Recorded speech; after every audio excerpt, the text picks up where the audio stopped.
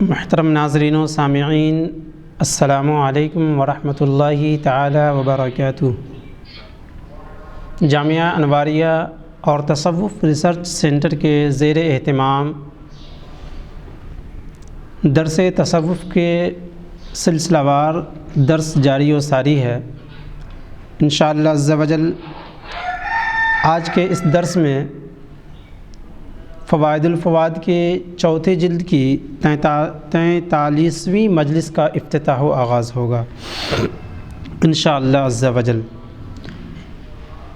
جیسا کہ ہم جانتے ہیں کہ فوائد الفوائد حضرت نظام الدین اولیاء علیہ الرحمۃ والرضوان کے ملفوظات ہے، جسے جمع کیا ہے امیر حسن اعلیٰ سجزی علیہ الرحمہ نے، اور اردو میں ترجمہ کیا ہے خواجہ حسن نظامی علیہ الرحمۃ والرضوان نے۔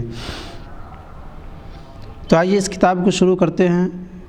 نحمدہ و نسلم علی رسولہ الکریم، اما بعد، بسم اللہ الرحمن الرحیم۔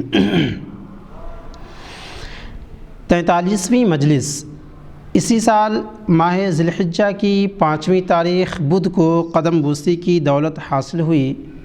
کوئی شخص آیا، خواجہ ذکرہ اللہ بالخیر نے پوچھا کہ کہاں سے آ رہے ہو؟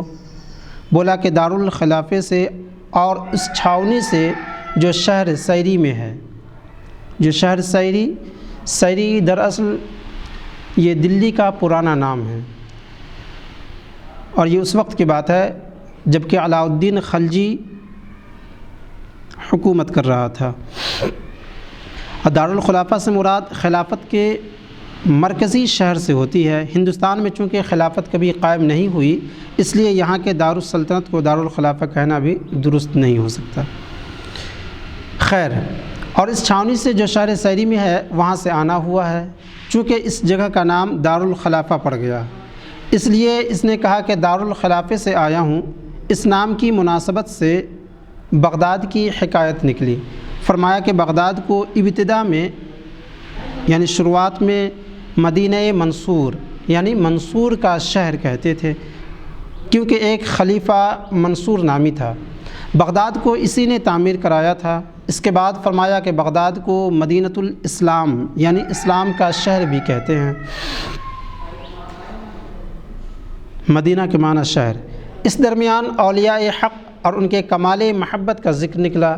اس وقت فرمایا کہ کل قیامت کے دن حضرت معروف کرخی رحمۃ اللہ تعالی علیہ کو میدان حشر میں حاضر کیا جائے گا، اور ظاہر ہوگا کہ جیسے کوئی مست و مخمور ہو یعنی چور ہو،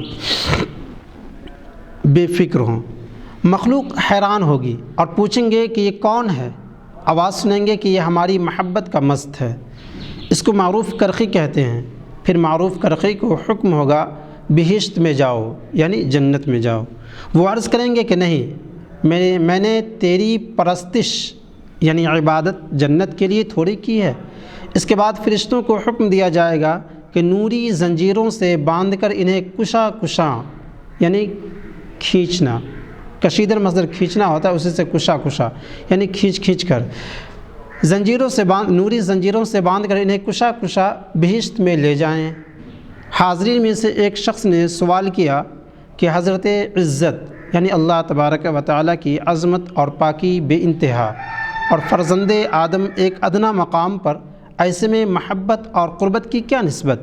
خواجہ ذکرہ اللہ بالخیر نے فرمایا کہ یہ کہنا ٹھیک نہیں ہے، اور یہ مسئلہ بحث کا بھی نہیں ہے۔ بندے یعنی حسن اعلیٰ سجزی نے عرض کی کہ ایک نظم مناسب حال یاد آئی، اور وہ یہ ہے کہ عشق را ابو حنیفہ درس نہ گفت، یعنی حضرت ابو حنیفہ رضی اللہ تعالی عنہ نے عشق کا سبق نہیں پڑھایا۔ بندے نے یہ مصرع پڑھا تو خواجہ ذکرہ اللہ بالخیر نے دوسرا مصرع ارشاد فرمایا کہ شافعی را در روایت نیست، یعنی حضرت شافعی کی بھی اس میں روایت نہیں ہے۔ 44ویں مجلس ماہ ربیع الاول کی 18ویں تاریخ سن 718 ہجری ہفتے کو یعنی سنیچر کو قدم بوسی کی دولت حاصل ہوئی۔ حلم کی فضیلت کا ذکر آیا۔ حلم یعنی بردباری۔ فرمایا کہ حلم کی صفت سے موصوف ایک بزرگ تھے، ان سے پوچھا گیا کہ آپ کو یہ نعمت کہاں سے ملی؟ بزرگ نے کہا کہ میں نے یہ نکتہ اپنے استاد قاری عاصم رحمۃ اللہ علیہ سے سیکھا ہے۔ ان سے پوچھا گیا کہ ان کے اوصاف حلم میں سے کوئی بات بتائیے۔ فرمایا کہ ایک دفعہ وہ آبادی سے دور جنگل کی طرف تھے، ایک کمینے آدمی نے ان کے ساتھ کمینہ پن شروع کیا اور بہت نامناسب باتیں کہیں۔ عاصم کچھ نہ بولے اور کوئی جواب نہ دیا، یہاں تک کہ شہر کے قریب آ گئے۔ وہ کمینہ اسی طرح برا بھلا کہتا رہا۔ جب لوگوں کے درمیان پہنچ گئے تو عاصم نے اس سے مخاطب ہو کر کہا کہ جناب عالی، بس اب واپس جائیے، یہاں میرے دوست آشنا بہت ہیں، یعنی جان پہچان، ایسا نہ ہو کہ آپ کی بدگوئی سن لیں اور آپ کو تکلیف پہنچائے۔ اس کے بعد ان بزرگ نے ان کے حلم کے بارے میں دوسری حکایت سنائی کہ ایک دفعہ میں اور چند شاگرد ان کی خدمت میں بیٹھے تھے اور ہم حدیث پڑھ رہے تھے، وہ تشریح کر رہے تھے اور ہم استفادہ یعنی وہ تشریح کر رہے تھے اور ہم اس سے فائدہ حاصل کر رہے تھے۔ عاصم ایک کپڑے سے اپنے آپ کو لیٹے بیٹھے تھے، اسی طرح کمر اور گھٹنوں کو کپڑے سے لپیٹے فوائد بیان کر رہے تھے کہ کسی شخص نے آ کر کہا کہ آپ کے لڑکے کو قتل کر دیا گیا۔ پوچھا کس نے قتل کیا؟ اس نے کہا آپ کے چچا کے لڑکوں نے، شاید ان کے درمیان جھگڑا ہوا، اس جھگڑے میں آپ کا لڑکا مارا گیا۔ استاد عاصم نے فرمایا کہ جاؤ فلاں شخص نماز پڑھائے اور فلاں جگہ دفن کر دینا۔ یہ 3 فقرے کہے اور پھر شاگردوں سے مخاطب ہو کر فرمایا ہاں تو تم کیا پڑھ رہے تھے؟ پڑھو۔ یہ بزرگ کہتے ہیں کہ ہم نے ان کے چہرے کی کیفیت بدلتے نہیں دیکھی، ذرا بھی تبدیلی نہیں ہوئی، اور وہ کپڑا جو اپنے گرد لپیٹ رکھا تھا، یعنی اوڑھے ہوئے تھے، اپنے جسم پہ رکھے ہوئے تھے، اس کو بھی جسم سے جدا نہیں کیا، یعنی الگ نہیں کیا، اور اپنی پوزیشن نہیں بدلی، یعنی اپنی حیت و صورت، اسی طرح سبق دینے میں مشغول رہے۔ اس کے بعد خواجہ ذکر اللہ بالخیر نے فرمایا کہ صحابہ میں ابو بکر صدیق رضی اللہ تعالیٰ عنہ حلم سے منسوب تھے۔ چنانچہ ایک دفعہ کسی اوباش یعنی بدماش، اوباش نے ان سے بد کلامی کی، یعنی برے کلام کے ساتھ آپ سے پیش آیا اور عیب لگا کر طعن کیا،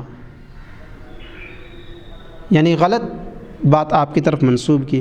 حضرت ابو بکر رضی اللہ تعالیٰ عنہ نے فرمایا کہ حضرت والا، جو بہت سے عیب مجھ میں ہیں، آپ کو تو ان میں سے ایک بہت معمولی چیز کا پتہ لگا ہے۔ جب خواجہ ذکر اللہ بالخیر نے یہ حکایت مکمل فرمائی تو حاضرین کے واپس جانے کا وقت ہو گیا تھا۔ بندے یعنی حسن اعلیٰ سجزی نے عرض داشت کی کہ اس صورت میں کہ مرید پیر کی خدمت میں کم پہنچتا ہے، بس گھر میں پیر کی یاد میں رہتا ہے، تو یہ بات کیسی ہے؟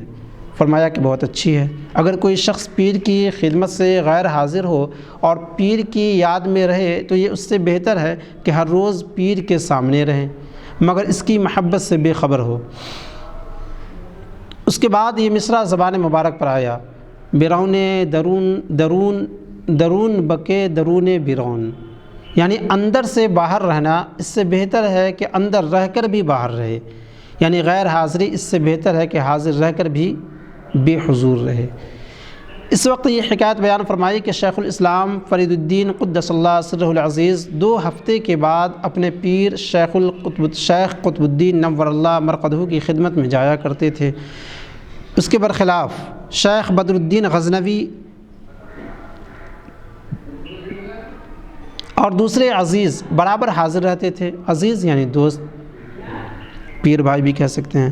پھر فرمایا کہ جب شیخ قطب الدین کی رحلت کا وقت قریب آیا، یعنی انتقال کا وقت قریب آیا، تو ایک بزرگ کا نام لیا جو شیخ قطب الدین کی پائنتی مطلب پاؤں کی طرف، جو شیخ قطب الدین کی پائنتی آرام فرما ہے اور جن کو یہ تمنا تھی، یعنی آرزو تھی کہ شیخ کے بعد ان کی جگہ پر بیٹھے۔ شیخ بدر الدین غزنوی رحمۃ اللہ تعالی علیہ کو بھی یہی تمنا تھی، یعنی جو خواہش ان کی تھی یہی خواہش ان کی بھی تھی، مگر جس سمع یعنی قوالی میں شیخ قطب الدین انتقال فرمانے والے تھے، شیخ نے ارشاد فرمایا یہ میرا جامہ اور مصلی، جامہ یعنی کپڑا اور مصلی جس پر نماز پڑھتے ہیں، عصا اور لکڑی، عصا وہ ڈنڈا جو ان کے بزرگان دین کے ساتھ یا فقیروں کے ساتھ ہوا کرتا تھا، اور لکڑی کی کھراویں یعنی جو آپ چپل پہنا کرتے تھے لکڑی کی، اور لکڑی کی کھراویں شیخ فرید الدین کو دے دیں۔ خواجہ ذکر اللہ بالخیر فرماتے ہیں کہ میں نے وہ جامہ دیکھا تھا دو تہی سوزنی تھی۔ الغرض جس رات کو شیخ قطب الدین کا انتقال تھا، شیخ فرید الدین رحمۃ اللہ علیہم اجمعین ہانسی میں تھے، ایک جگہ کا نام ہے۔ اسی رات شیخ فرید الدین نے اپنے پیر کو خواب میں دیکھا کہ انہیں اپنے پاس بلاتے ہیں۔ دوسرے روز شیخ ہانسی سے روانہ ہو گئے۔ چوتھے دن دہلی شہر میں پہنچے۔ قاضی حمید الدین ناگوری رحمۃ اللہ علیہ حیات تھے، یعنی زندہ تھے۔ وہ اس جامع کو شیخ فرید الدین طیب اللہ تراہ کی خدمت میں لائے۔ شیخ نے 2 رکعت نماز پڑھی اور وہ جامہ پہنا اور اس گھر میں تشریف لائے جہاں شیخ قطب الدین رہتے تھے۔ 3 روز سے زیادہ وہاں نہیں رہے اور ایک روایت سے 7 روز۔ پھر ہانسی کی طرف تشریف لے آئے، اور ان کے وہاں آنے کی وجہ یہ تھی کہ جس وقت شیخ موصوف شیخ قطب الدین رحمۃ اللہ علیہما کے گھر میں مقیم ہوئے تھے، سر ہنگامہ نامی ایک شخص ہانسی سے آیا تھا۔ سرہنگا نامی ایک شخص ہانسی سے آیا تھا۔ شاید وہ 2-3 دفعہ اس گھر میں آیا، لیکن دربان نے جانے نہیں دیا۔ ایک دن شیخ گھر سے باہر نکلے تو سرہنگا بڑھا اور شیخ کے پیروں میں گر گیا اور رونے لگا۔ شیخ نے پوچھا کہ کیوں روتا ہے؟ بولا اس وجہ سے کہ آپ ہانسی میں تھے تو ہم آسانی سے درشن کر لیتے تھے، یعنی آپ کی زیارت، آپ کو دیکھ لیتے تھے۔ اب آپ کا دیدار دشوار ہو گیا ہے۔ شیخ نے اسی وقت مریدوں سے کہا کہ میں پھر ہانسی واپس جاؤں گا۔ حاضرین نے عرض کی کہ شیخ نے تو اس مقام کا آپ کے لیے حکم فرمایا ہے، آپ کسی اور جگہ کیوں جاتے ہیں؟ شیخ نے ارشاد کیا کہ میرے پیر نے جو نعمت میرے لیے جاری فرمائی ہے وہ جیسی شہر میں ہے ویسی ہی بیابان میں ہے۔ بیابان یعنی جنگل، ویران جگہ۔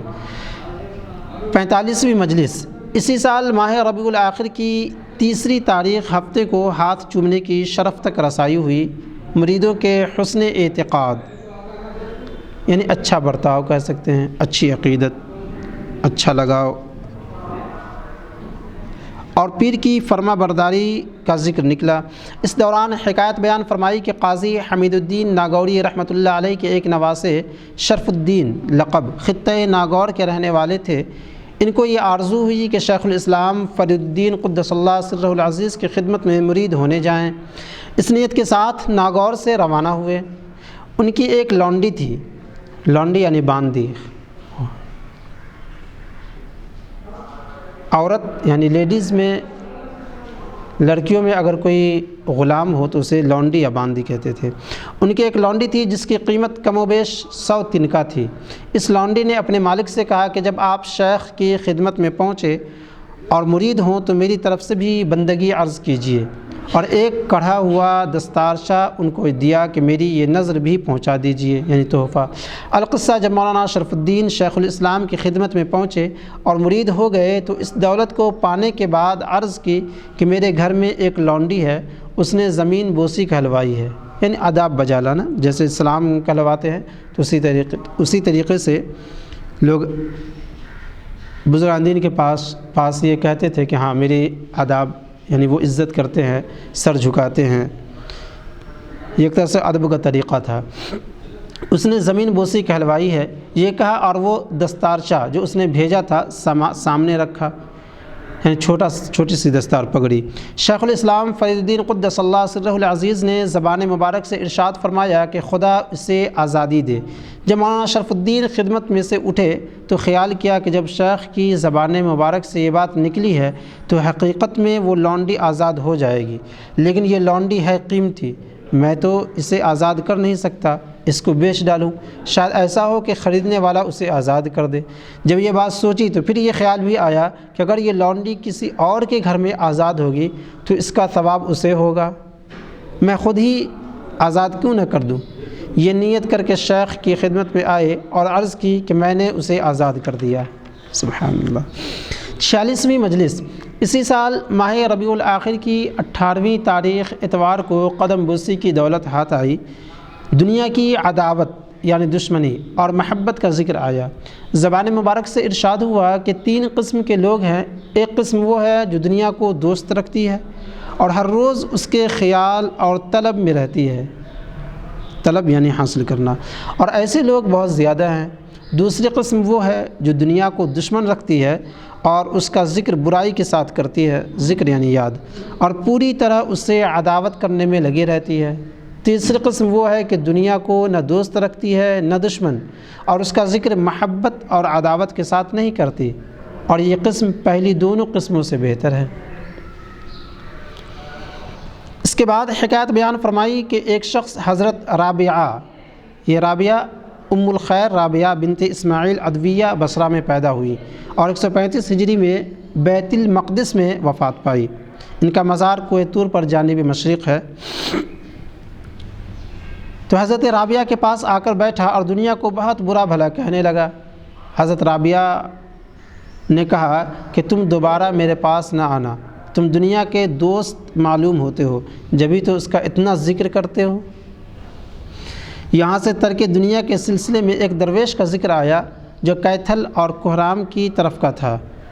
اس کو شیخ صوفی بدھنی کہتے تھے۔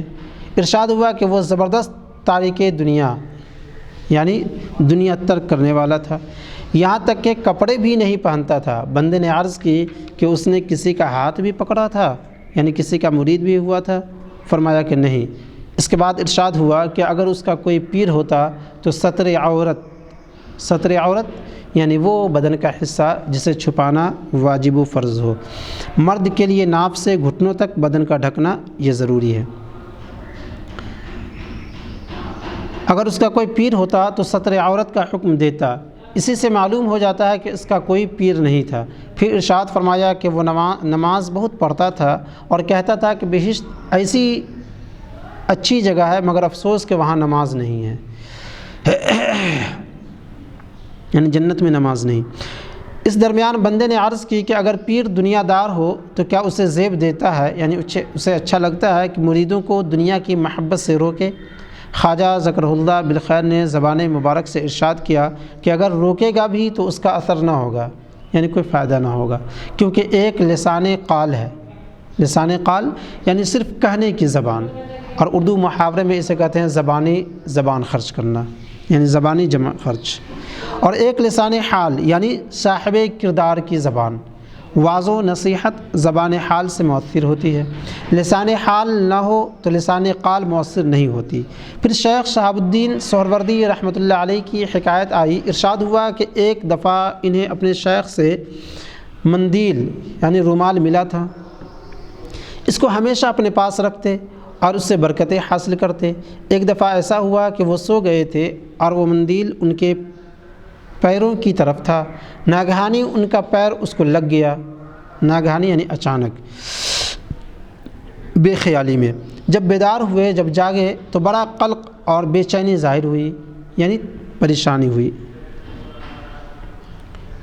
اس حد تک کہ فرمایا کہ مجھے اندیشہ ہے کہ میں روز قیامت تک اسی خطا کے رنج اور افسوس میں رہوں گا۔ اس سے سمجھ میں آتا ہے کہ پیر کی کتنی عزت اور ان کا کتنا ادب کرنا چاہیے، ان کا احترام و مقام کیا ہے۔ اس بات کی مناسبت سے حکایت بیان فرمائی کہ ایک دفعہ مجھے شیخ الاسلام فرید الدین قدس اللہ سرہ العزیز کی جناب سے موٹا کملی کا ایک خرقہ ملا تھا اور وہ ابھی تک میرے پاس ہے۔ الغرض جب میں اجودھن سے دہلی کی طرف آ رہا تھا تو یہ خرقہ بھی اپنے ساتھ لا رہا تھا۔ بس میں تھا اور میرا ایک ساتھی، یعنی ہم لوگ صرف 2 ہی آدمی تھے۔ جب ہم ایک ایسی جگہ پہنچے جہاں رہزنوں کا اندیشہ تھا، یعنی ڈاکوؤں کا، تو بارش ہونے لگی۔ میں اور میرا وہ ساتھی ایک درخت کے نیچے کھڑے ہو گئے۔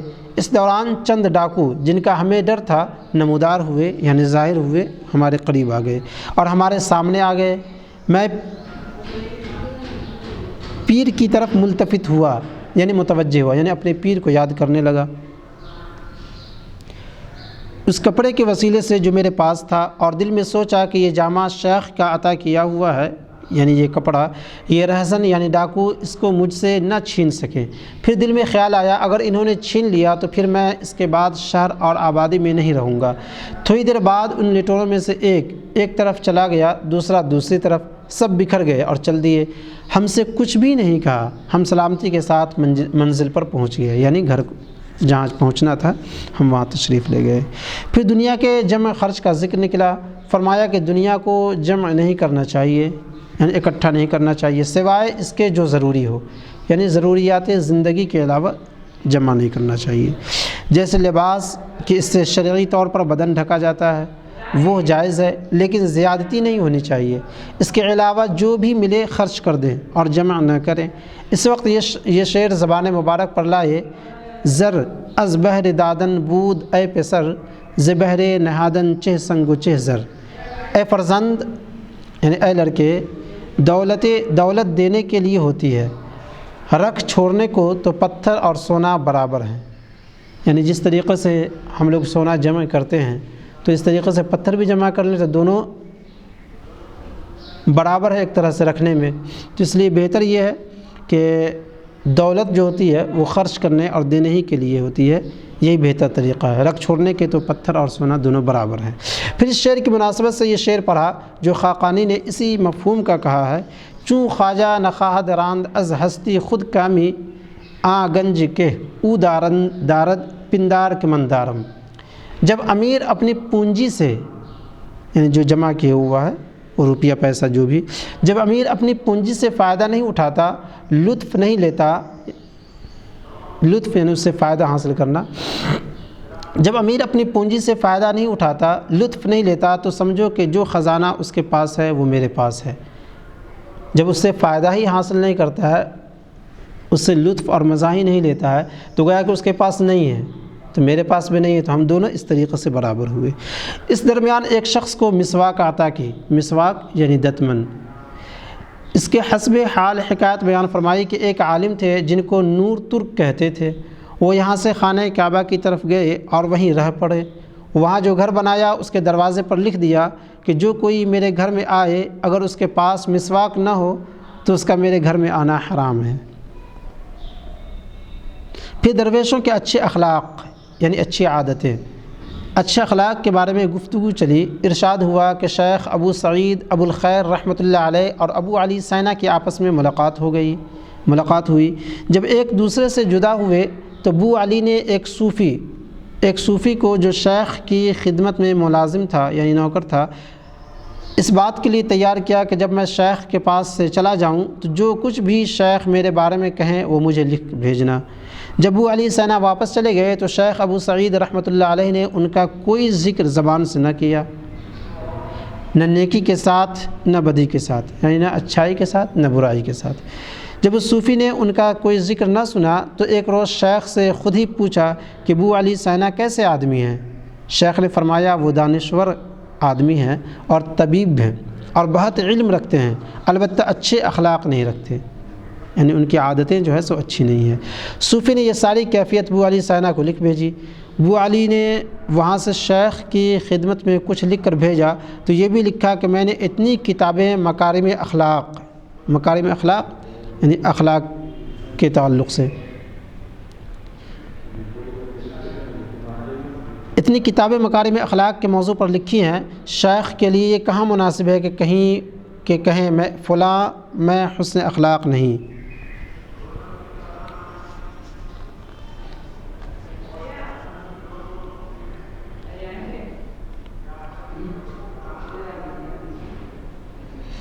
یہ کہاں مناسب ہے کہ کہیں فلاں میں حسن اخلاق نہیں ہے، یعنی میں حسن اخلاق نہیں ہے، فلاں میں حسن اخلاق نہیں ہے، یعنی انہیں مناسب نہیں ہے کہ وہ یہ کہیں کہ فلاں میں حسن اخلاق نہیں ہے، یعنی کسی آدمی میں فلاں مطلب کوئی بھی آدمی کہ فلاں میں حسن اخلاق نہیں ہے، یعنی اچھی عادتیں نہیں ہیں۔ یعنی انہوں نے یہ بھی لکھ دیا کہ آپ جیسے عظیم مرتبت والے شخص کو یہ مناسب نہیں تھا کہ آپ کہتے کہ ہاں فلاں آدمی جو ہے سو یہ اچھے اخلاق والا نہیں ہے۔ شیخ مسکرائے اور فرمایا کہ میں نے یہ نہیں کہا تھا کہ ابو علی مکارم اخلاق کو جانتے نہیں، یہ کہا تھا کہ مکارم اخلاق رکھتے نہیں۔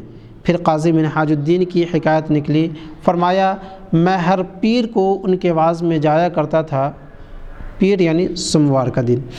چنانچہ ایک روز ان کے واعظ میں تھا کہ انہوں نے یہ رباعی پڑھی: لب بر لبے دل بران مہوش کردن و آہنگ سر زلف مشوش کردن، امروز خوشست لیک فردہ خوش نیست خود را چو خسی تو میں آتش کردن۔ یعنی چاند سے دل بروں کے ہونٹوں پر ہونٹ رکھنا اور زلف پریشاں کا قصد کرنا آج تو بہت اچھا لگتا ہے، لیکن کل اچھا نہیں ہوگا جب خود کو گھاس کی طرح آگ کا لقمہ بنانا ہوگا۔ یعنی آج اگر کسی کے عشق میں پڑھ کر کے کوئی آدمی قریب رہتا ہے اور اس سے لطف اندوز ہوتا ہے تو یہ اس کے لیے بہتر نہیں ہے، اس لیے کہ ایک وقت ایسا آئے گا جب اسے اس کا بدلہ ملے گا۔ خواجہ ذکر اللہ بالخیر نے فرمایا کہ جب میں نے یہ شعر سنے تو بے خود سا ہو گیا، ہوش میں آنے میں خاصا وقت لگا، یعنی اچھے خاصے وقت کے بعد میں ہوش میں آیا۔ اس کے بعد ان کے حالات میں بیان فرمایا کہ وہ بڑے صاحب ذوق آدمی تھے۔ ایک دفعہ انہیں شیخ بدر الدین غزنوی رحمۃ اللہ علیہ کے گھر میں بلایا گیا اور اس روز پیر کا دن تھا۔ انہوں نے وعدہ کیا کہ وعظ سے فارغ ہو کر آ جاؤں گا۔ الغرض جب وعظ سے فارغ ہو گئے تو وہاں پہنچے اور سماع میں شریک ہوئے اور دستار اور لبادہ جو پہن رکھا تھا جھیڑ کر دیا، یعنی اسے پھاڑ ڈالا۔ اس وقت شیخ بدر الدین غزنوی کی نظم جو انہوں نے آتش گرفت ردیف کے ساتھ کہی ہے گوائی جا رہی تھی، یعنی اس وقت پڑھا جا رہا تھا۔ ایک دو شعر زبان مبارک سے ارشاد فرمائے، یہ شعر یاد رہ گیا۔ نوحہ می کرد برمنے نوحہ گر در مجمعے آہ ازیں سوزم بر آمد نوحہ گر آتش گرفت، یعنی ایک نوحہ گر لوگوں کے سامنے مجھ پر نوحہ کر رہا تھا، آہ اس سے میرا سوز ایسا نکلا کہ نوحہ گر نے بھی آگ پکڑ لی۔ اس وقت فرمایا کہ قاضی منہاج الدین شیخ بدر الدین کو سرخ شیر کہا کرتے تھے، سرخ یعنی لال۔ اس واعظ کی مناسبت سے شیخ نظام الدین ابو المؤید رحمۃ اللہ علیہ کی حکایت نکل آئی۔ بندے نے عرض کی کہ آپ نے ان کا واعظ سنا ہے؟ ارشاد ہوا کہ ہاں سنا ہے، لیکن میں ان دنوں بچہ تھا، معنی کی سمجھ خاطر خواہ نہیں تھی، یعنی صحیح سمجھ نہیں تھی معنی کی۔ ایک روز ان کے واعظ میں پہنچا تو انہیں دیکھا کہ مسجد میں آئے اور جوتیاں جو پیروں میں پہن رکھی تھیں اتار کر ہاتھ میں لے لیں اور مسجد میں آ کر 2 رکعت نماز پڑھی۔ میں نے کسی کو نماز میں ان کی طرح نہیں دیکھا۔ 2 رکعتیں بڑے آرام سے پڑھیں اور ممبر پر تشریف لے گئے۔ ایک قاری تھے جنہیں قاسم کہتے تھے، قاری قرآن پڑھنے والے کو، اچھا پڑھتے تھے۔ انہوں نے ایک آیت پڑھی۔ اس کے بعد شیخ نظام الدین ابو المؤید رحمۃ اللہ علیہ نے آغاز فرمایا، یعنی ابتدا کیا کہ میں نے اپنے بابا کے ہاتھ کا لکھا دیکھا ہے۔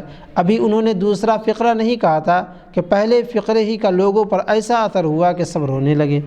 اس وقت انہوں نے یہ 2 مصرے پڑھے، بر عشق تو وبر تو نظر خواہم کرد جاں در غمے تو زیر و زبر خواہم کرد، یعنی میں تو تمہیں اور تمہارے عشق کو دیکھوں گا اور تمہارے غم میں اپنی جان کو زیر و زبر کر دوں گا، یعنی لٹا دوں گا۔ انہوں نے اتنا کہا تھا کہ لوگ نعرے لگانے لگے۔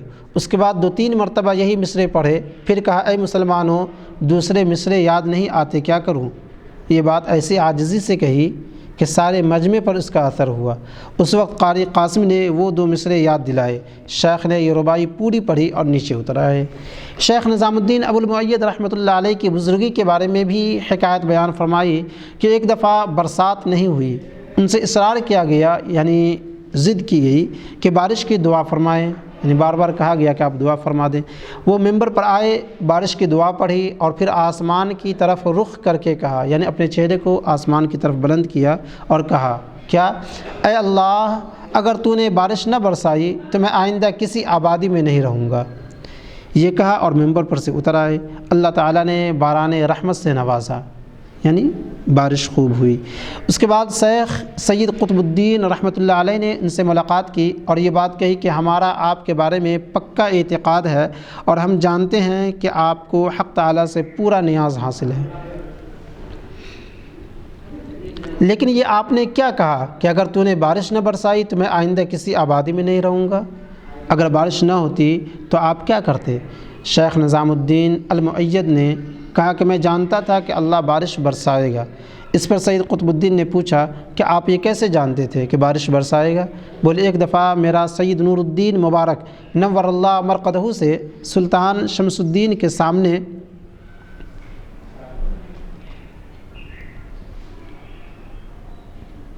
اونچی جگہ اور نیچی جگہ بیٹھنے پر جھگڑا ہوا تھا۔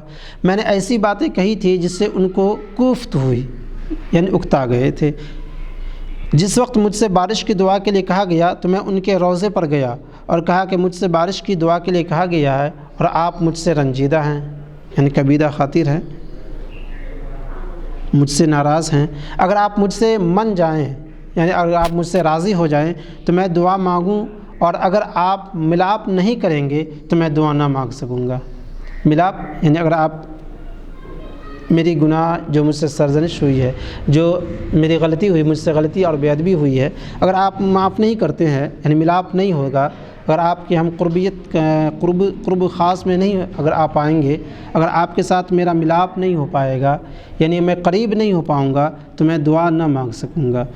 ان کے روضے سے آواز آئی کہ میں نے آپ سے ملاپ کر لیا، یعنی وہ جو باتیں تھی پہلے کی وہ ختم کر دی اور وہ رنجش ختم ہو گئی، لہٰذا میں نے آپ سے ملاپ کر لیا، آپ جائیں اور دعا مانگیں۔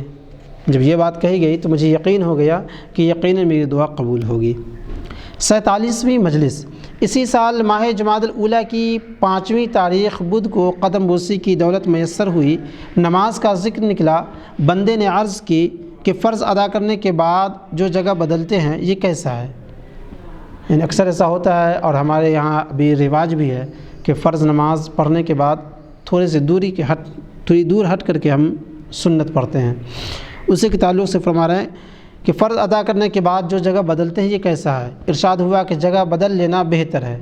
اگر امام اپنی جگہ نہ بدلے تو یہ مکروہ ہے، البتہ مقتدی جگہ نہ بدلے تو اس میں کراہت نہ ہوگی، لیکن بہتر یہی ہے کہ بدل لے۔ اس موقع پر یہ بھی فرمایا کہ جب جگہ بدلنا چاہیں تو اپنی بائیں جانب ہو جائیں، اس طرح کہ قبلہ کی داہنی سمت کے مقابل ہو جائیں۔ 48ویں مجلس اسی سال ماہ جمادی الاولیٰ کی 13ویں تاریخ جمعرات کو قدم بوسی کی دولت ہاتھ آئی۔ ذکر یہ نکلا کہ لوگ درویشوں کے ہاتھ چومتے ہیں اور برکت حاصل کرنا چاہتے ہیں۔ زبان مبارک سے ارشاد ہوا کہ مشائخ اور درویش جو ہاتھ چومنے کے لیے دے دیتے ہیں تو ان کی نیت بھی یہ ہوتی ہے کہ شاید کسی مغفور یعنی بخشے ہوئے جنتی کا ہاتھ ان کے ہاتھ میں آ جائے۔ پھر درویشوں کے منہ سے نکلی ہوئی بات کا ذکر آیا۔ ارشاد ہوا کہ ایک دفعہ خواجہ اجل شیرازی رحمۃ اللہ علیہ کے مریدوں میں سے ایک شیخ خواجہ کی خدمت میں آیا اور بولا کہ میرا ایک پڑوسی ہے جس کی نظر میرے گھر میں پڑتی ہے، میں اس کو ہر چند منع کرتا ہوں مگر نہیں سنتا اور مجھے تکلیف پہنچاتا ہے۔ خواجہ اجل نے فرمایا کہ کیا اسے معلوم ہے تم ہمارے مرید ہو؟ بولا جی ہاں اسے معلوم ہے کہ میں اپنے مخدوم خواجہ کے وابستگان میں سے ہوں، یعنی خواجہ سے مرید ہوں، ان سے ملا ہوا ہوں۔ خواجہ اجل نے فرمایا کہ پھر کیا وجہ ہے کہ اس کی گردن کی ہڈی ٹوٹ نہیں جاتی؟ جب خواجہ نے اس طرح کی بات کہہ دی تو وہ مرید گھر آیا اور پڑوسی کو گردن کی ہڈی ٹوٹے ہوئے دیکھا۔ پوچھا یہ کہاں سے گر گئے؟ کہنے لگے کہ لکڑی کی کھراؤں پہنے ہوئے تھا، لڑکھڑا کر گر گیا اور یہ واقعہ پیش آیا۔ پھر مردان حق کی حکایت آئی، یعنی وہ حضرات جو اللہ تبارک و تعالیٰ سے کی راہ میں ہمیشہ لو لگائے رہتے ہیں، اللہ تبارک و تعالیٰ کی راہ میں ہوتے ہیں، یعنی نیک بزرگ صفت مردان حق۔ فرمایا کہ پرانے زمانے میں 4 آدمی برہان نامی اوپر کے علاقے سے دہلی میں آئے۔ ان 4 برہانوں میں سے ایک برہان بلخی تھے، دوسرے برہان کاشانی، دوسرے 2 برہانوں کے بارے میں یاد نہیں آتا۔ الغرض ان سب کے درمیان بڑی موافقت تھی، یعنی قربت تھی، آپس میں ایک دوسرے سے لگاؤ تھا، یعنی قریب کے چاروں کے اوصاف، چاروں کے کردار اور طرز و طریقے قریب ایک تھے۔ کھانا پینا ایک جگہ ہوتا اور تحصیل علمی یا معاشی بھی ایک جگہ کرتے۔ ابتدا میں جب دہلی آئے تو اس وقت نصیر کاشانی قاضی شہر تھے۔ انہوں نے برہان کاشانی سے کسی محفل میں مسئلہ پوچھا۔ یہ برہان دبلے پتلے اور چھوٹے قد کے تھے۔ جب انہوں نے نکتے بیان کرنے شروع کیے تو طالب علم کہنے لگے کہ بھلا یہ ریزہ کیا بول سکے گا؟ مطلب یہ تو خود اتنے دبلے پتلے ہیں، دیکھنے میں بہت کمزور لگ رہے تھے، تو اس لیے انہوں نے کہہ دیا کہ یہ ریزہ کیا بول سکے گا۔ ریزہ ان کا عرف ہی ہو گیا، کاشانی بیچ میں سے غائب ہو گیا، بس برہان ریزہ عرفیت ہو گئی۔ الغرض برہان بڑے اچھے آدمی تھے، آخر میں ابدال ہو گئے۔ خواجہ ذکرہ اللہ بالخیر نے زبان مبارک سے فرمایا کہ میں نے انہیں دیکھا تھا، وہ روزانہ صبح گھر سے پیدل باہر نکلتے، حالانکہ ان کے پاس 10 سے زیادہ گھوڑے تھے، اور کسی غلام کو بھی اپنے ساتھ نہ لے جاتے، جبکہ ان کے ہاں 100 سے زیادہ خدمتگار تھے۔ ان کا ایک لڑکا تھا نور الدین محمد نامی۔ ایک روز یہ لڑکا باپ سے کہنے لگا کہ آپ روزانہ گھر سے باہر جاتے ہیں اور ہمارے دشمن بہت ہیں، آپ کے ساتھ کوئی بھی نہیں ہوتا، اور کسی غلام کو ساتھ لے جائیں تو اچھا ہو کہ آپ کی خدمت کرے اور پانی کا کوزہ دے، یعنی جس میں پانی رکھتے تھے چمڑے وغیرہ کا۔ مولانا برہان الدین نے بیٹے کو جواب دیا اور کہا، بابا محمد، جہاں میں جاتا ہوں وہاں اگر غلام کا داخلہ ہو سکتا تو پہلے تجھے لے کر جاتا کہ تو میرا بیٹا ہے۔ 49ویں مجلس۔ اسی سال ماہ جمادی الآخر کی 29ویں تاریخ اتوار کو ہاتھ چومنے کی دولت ہاتھ آئی۔ چونکہ رجب کا مہینہ قریب آ گیا تھا، بندے نے عرض کی کہ خواجہ اویس قرنی رضی اللہ تعالیٰ عنہ نے رجب کے مہینے کی 3، 4 اور 5ویں تاریخ کے لیے نماز بتائی ہے، اور غلام کے دل میں یہ خیال آتا ہے کہ جس بزرگ نے نماز یا دعا بتائی ہے وہ حضرت رسالت مآب صلی اللہ علیہ وسلم سے سنی ہوتی ہے یا صحابہ کرام سے۔ خواجہ اویس قرنی رضی اللہ تعالیٰ عنہ نے جو یہ نمازیں بتائی ہیں اور صورتوں کا تعین کیا، یعنی صورتوں کا مقرر کن کن صورتوں کو پڑھی جائے گی، اور دعائیں موسوم کی ہیں، یعنی ان کی طرف جو دعائیں، ان کی طرف جو ہے یعنی یہ بتایا جاتا ہے کہ یہ دعائیں ان کی طرف ہیں، انہی کی طرف منسوب ہیں۔ یہ کہاں سے کی ہیں؟ خواجہ ذکر اللہ بالخیر نے فرمایا کہ یہ باتیں الہام سے بھی ہوتی ہیں۔ الہام جو بزرگان دین کے دلوں میں القاء ہوتا ہے، یعنی اللہ تبارک و تعالیٰ کی طرف سے ڈال دیا جاتا ہے۔ اس کے بعد یہ حکایت بیان فرمائی کہ اب سے پہلے جب میں دہلی سے شیخ کی خدمت میں اجودن جاتا تھا تو یہ 3 اسماء گرامی پڑھتا ہوا جاتا تھا، یا حافظ، یا ناصر، یا معین، اور یہ دعائیں میں نے کسی سے نہیں سنی تھی، اور یہ دعا میں نے کسی سے سنی نہیں تھی۔ شیخ کی خدمت میں اپنی حاضری کی مناسبت اور حق تعالیٰ سے مدد مانگنے کے لیے یہ 3 نام پڑھتا تھا۔ پھر مدت بعد ایک دوست نے مجھے یہ دعا لکھ کر دی، اور وہ دعا یہ ہے، یا حافظ، یا ناصر، یا معین، یا مالک یوم الدین، بحق ایاک نعبد و ایاک نستعین۔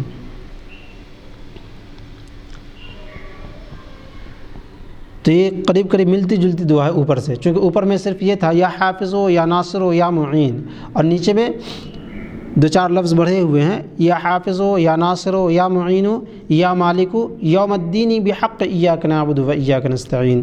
تو یا مالک یوم الدین، یا مالک یوم الدین سے عبارت بڑھی ہوئی ہے۔ پھر مشائخ کے احوال کی حکایت آئی۔ بندے نے عرض کی کہ میں نے ایک بات سنی ہے، اور یہ بھی کہا جاتا ہے کہ یہ کلمات خواجہ بایزید بسطامی رحمۃ اللہ علیہ کے شاگرد بایزید بسطامی کے ارشاد کردہ ہیں، اور بندے کو ان کلمات کی کوئی تعویل بھی نہیں ملتی۔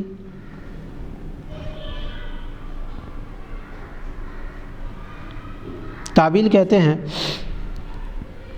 کہ کسی حکایت یا کسی روایت کی ایسی پرکھ کرنا، ایسی جانچ پڑتال کرنا کہ وہ حقیقت تک پہنچ جائے، یعنی صحیح تک ہو جائے، اور بندے کو ان کلمات کی کوئی تعویل بھی نہیں ملتی اور دل کو اطمینان نہیں ہوتا۔ دریافت فرمایا کہ کیا کلمات ہیں؟ بندے نے عرض کی کہ اس طرح کہا جاتا ہے کہ انہوں نے فرمایا کہ محمد اور صلی اللہ علیہ وسلم اور ان کے علاوہ جو لوگ ہیں قیامت کے دن میرے جھنڈے تلے ہوں گے۔ خواجہ ذکر اللہ بالخیر نے فرمایا کہ نہیں، انہوں نے ایسا نہیں کہا، یہ ان کے الفاظ نہیں ہیں۔ اس کے بعد فرمایا کہ انہوں نے ایک دفعہ کہا تھا، سبحانی ما اعظم شانی، یعنی میں پاک ہوں، میری کیا اعلیٰ شان ہے، یہ انہوں نے کہا ہے۔ اس کے بعد آخر عمر میں اس سے توبہ کی اور کہا کہ میں نے یہ بات ٹھیک نہیں کہی، میں یہودی تھا، اب زنار توڑتا ہوں اور نئے سرے سے مسلمان ہوتا ہوں اور کہتا ہوں اشہد ان لا الہ الا اللہ وحدہ لا شریک لہ واشہد ان محمدا عبدہ ورسولہ، میں گواہی دیتا ہوں کہ کوئی خدا نہیں ہے مگر اللہ وہ ایک ہے، کوئی اس کا شریک نہیں، اور میں گواہی دیتا ہوں کہ محمد صلی اللہ علیہ وسلم اس کے بندے اور رسول ہیں۔ یہاں سے رسول علیہ السلام کے احوال، یعنی احوال پاک کا ذکر آیا۔ ارشاد ہوا کہ مشائخ اور مردان حق کو جو حال آتا ہے، یعنی جو وجد کی کیفیت طاری ہوتی ہے، اس کی ابتدا اس طرح ہوئی کہ رسول علیہ السلام کو بھی مشغولی کی کیفیات ہوتی تھی۔ چنانچہ روایت ہے کہ ایک روز رسول علیہ السلام ایک باغ میں تشریف لائے، اس باغ میں ایک کنواں تھا، رسول علیہ السلام آئے اور اس کنویں کی مینڈھ پر تشریف فرما ہو گئے۔ مینڈھ یعنی اس کے سرے پر جو چاروں طرف سے بنا رہتا ہے، اور کنویں میں پاؤں لٹکا لیے اور مشغول بحق ہو گئے۔ ابو موسیٰ اشعری رضی اللہ تعالیٰ عنہ حضور صلی اللہ تعالیٰ علیہ وسلم کے ساتھ تھے۔ ان کو حکم ہوا کہ کسی کو میری اجازت کے بغیر اندر نہ آنے دینا۔ اس دوران ابو بکر صدیق رضی اللہ تعالیٰ عنہ تشریف لائے۔ ابو موسیٰ اشعری رضی اللہ تعالیٰ عنہ رسول خدا صلی اللہ علیہ وسلم کی خدمت میں حاضر ہوئے اور ابو بکر رضی اللہ عنہ کے آنے کی اطلاع دی۔ رسول علیہ السلام اطلاع یعنی خبر، رسول علیہ السلام نے فرمایا کہ انہیں اندر بلا لو اور بہشت کی خوشخبری دو، یعنی انہیں اندر بھی بلا لو اور یہ بھی انہیں خوشخبری سنا دو، یعنی اچھی خبر کہ آپ جنتی ہیں۔ ابو موسیٰ رضی اللہ تعالیٰ عنہ گئے اور ابو بکر کو اندر بلا لیا۔ ابو بکر رضی اللہ تعالیٰ عنہ تشریف لائے اور رسول علیہ السلام کی دائیں جانب اسی طرح دونوں پیر کنویں میں لٹکا کر بیٹھ گئے۔ پھر عمر خطاب رضی اللہ تعالیٰ عنہ آئے۔ ابو موسیٰ اشعری رضی اللہ تعالیٰ عنہ نے ان کی تشریف آوری کی خبر بھی دی۔ پیغمبر علیہ الصلوۃ والسلام نے ان کو بھی اسی خوشخبری کے ساتھ اندر بلوا لیا، یعنی خوشخبری دے دو بہشت کی یعنی جنت کی۔ وہ بھی آئے اور رسول علیہ السلام کی بائیں طرف اسی طرح بیٹھ گئے۔ اس کے بعد عثمان رضی اللہ تعالیٰ عنہ تشریف لائے اور ان کو بھی اندر بلایا گیا، اور وہ بھی کس قدر تأمل کے بعد رسول علیہ السلام کے سامنے اس حیث سے بیٹھ گئے، قدر تأمل یعنی تھوڑے غور و فکر کے بعد حضور صلی اللہ تعالیٰ علیہ وسلم کے سامنے اس حیت سے بیٹھ گئے۔ اس حیت یعنی جس طریقے سے پیارے آقا صلی اللہ علیہ وسلم اور ابو بکر و عمر رضی اللہ عنہما تشریف فرما تھے یعنی بیٹھے تھے۔ اس کے بعد امیر المؤمنین علی کرم اللہ وجہہ تشریف لائے اور اجازت پا کر اندر آئے اور اسی طرح بیٹھ گئے۔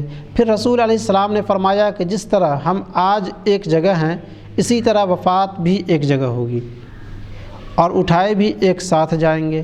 جب یہ حکایت پوری ہو چکی تو فقر اور خرقے کا ذکر آیا۔ خواجہ ذکر اللہ بالخیر نے فرمایا کہ مصطفیٰ علیہ السلام کو شب معراج میں ایک خرقہ ملا تھا اور اس خرقے کو خرقہ فقر کہتے ہیں۔ اس کے بعد حضور صلی اللہ علیہ وسلم نے صحابہ رضی اللہ عنہم کو بلایا اور ارشاد فرمایا کہ مجھے ایک خرقہ ملا ہے اور مجھے حکم ہے کہ یہ خرقہ کسی ایک شخص کو عطا کروں، اور میں صحابہ سے ایک سوال پوچھوں گا کہ اس کا کیا جواب دیتے ہیں، اور مجھ سے کہا گیا ہے کہ جو شخص یہ جواب دے اس کو خرقہ عطا کر دینا، اور میں اس جواب کو جانتا ہوں، دیکھیں کون یہ جواب دیتا ہے۔ پھر حضور صلی اللہ علیہ وسلم نے ابو بکر رضی اللہ تعالیٰ عنہ کی طرف رخ کر کے فرمایا کہ اگر یہ خرقہ تمہیں دے دوں تو تم کیا کرو گے؟ ابو بکر رضی اللہ تعالیٰ عنہ نے عرض کی کہ میں سچ کو اختیار کروں گا اور طاعت کروں گا اور داد دہش اپناؤں گا۔ داد دہش مطلب عطا کرنا، کسی چیز کو دینا۔ اس کے بعد عمر رضی اللہ تعالیٰ عنہ سے پوچھا کہ اگر تمہیں یہ خرقہ دوں تو تم کیا کرو گے؟ عمر رضی اللہ تعالیٰ عنہ بولے کہ میں عدل کروں گا اور انصاف کا خیال رکھوں گا۔ عدل انصاف دونوں مترادف لفظ ہے، ایک ہی معنی کے لیے آتا ہے۔ اس کے بعد عثمان رضی اللہ تعالیٰ عنہ سے پوچھا کہ اگر تمہیں یہ خرقہ دوں تو تم کیا کرو گے؟ عثمان رضی اللہ تعالیٰ عنہ نے عرض کی کہ میں خرچ اور بخشش کیا کروں گا۔ پھر علی رضی اللہ تعالیٰ عنہ سے دریافت فرمایا کہ اگر تمہیں یہ خرقہ دوں تو تم کیا کرو گے؟ عرض کی کہ میں پردہ پوشی سے کام لوں گا اور خدا کے بندوں کے عیب چھپاؤں گا۔ رسول علیہ السلام نے پردہ پوشی یعنی چھپانے کے معنی میں آتا ہے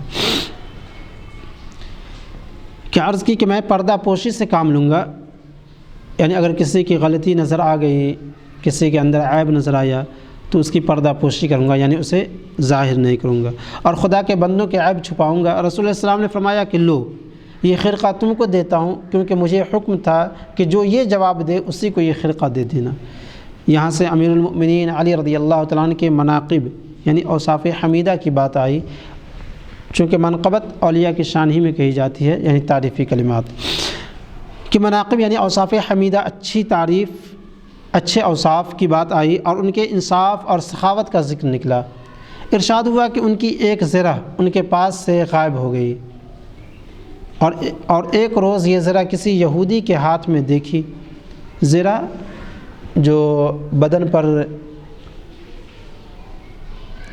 حملہ کرنے والوں کے اسلحہ سے، ہتھیار سے بچنے کے کام آتا ہے، جو لوہے وغیرہ کا عام طور پر ہوتا ہے۔ ایک روز یہ زرہ کسی یہودی کے ہاتھ میں دیکھی تو اس کو پکڑ لیا اور کہا کہ یہ زرہ میری ہے۔ یہودی بولا کہ اس کا دعویٰ دائر کرو، یعنی ثابت کرو اپنے دعوے کو اور ثبوت دے کر لے لو۔ اس زمانے میں امیر المؤمنین علی رضی اللہ تعالی عنہ خلیفہ تھے۔ سوچا کہ میں خلیفہ بھی ہوں اور مدعی بھی ہوں، یہ دعویٰ کس طرح ثابت ہوگا؟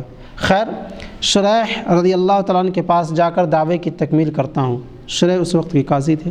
چنانچہ ایسا ہی کیا۔ اس وقت شریح حضرت علی رضی اللہ تعالیٰ عنہ کے نائب تھے۔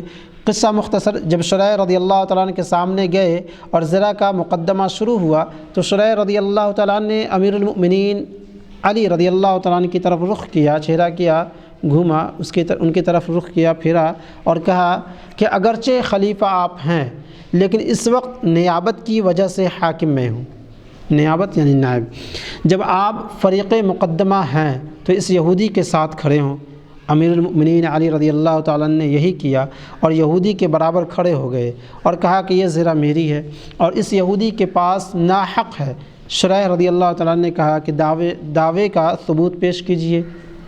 آپ جو یہ دعویٰ کر رہے ہیں کہ یہ زرع میری ہے تو اس پر پروف دیں، ثبوت دیں کہ آخر کیا دلیل ہے کہ یہ زرع آپ کی ہے۔ علی رضی اللہ تعالیٰ نے پوچھا آپ کیا ثبوت چاہتے ہیں؟ شریح رضی اللہ تعالیٰ نے کہا گواہ لائیے۔ امیر المؤمنین علی رضی اللہ تعالیٰ نے حسن اور قمبر رضی اللہ تعالیٰ عنہما کو گواہی میں پیش کیا۔ شریح نے کہا کہ حسن رضی اللہ عنہ آپ کے لڑکے ہیں اور قمبر آپ کے غلام ہیں، میں ان کی گواہی نہیں سنوں گا۔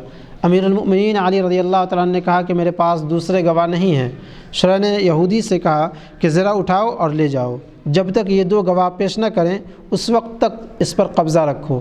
یہودی نے جب یہ معاملہ دیکھا تو اپنے دل میں بڑا حیران ہوا اور اپنے آپ سے کہا کہ محمد صلی اللہ علیہ وسلم کا دین ایسا دین ہے، اسی وقت اسلام لے آیا۔ اللہ اکبر۔ اللہ ہم سبوں کو ایسے ہی شریعت اسلامیہ کا پابند بنائے، قوانین اسلام پر اسی طرح کارآمد رہنے کی توفیق رفیق عطا فرمائے۔ اسی وقت اسلام لے آیا اور وہ زرع امیر المؤمنین کو پیش کر دی اور کہا کہ یہ آپ کا حق اور آپ کی ملکیت ہے، میرے پاس ناحق تھی۔ امیر المؤمنین نے وہ زرع اس کو بخش دی اور ایک عدد گھوڑا بھی عنایت فرمایا۔ اسی مجلس میں مریدوں میں سے ایک شخص آیا اور عرض کی کہ میرے ہاں لڑکا پیدا ہوا ہے۔ خواجہ ذکر اللہ بالخیر نے پوچھا کہ کیا نام رکھا ہے؟ بولا خیر۔ خیر بمانا نہیں،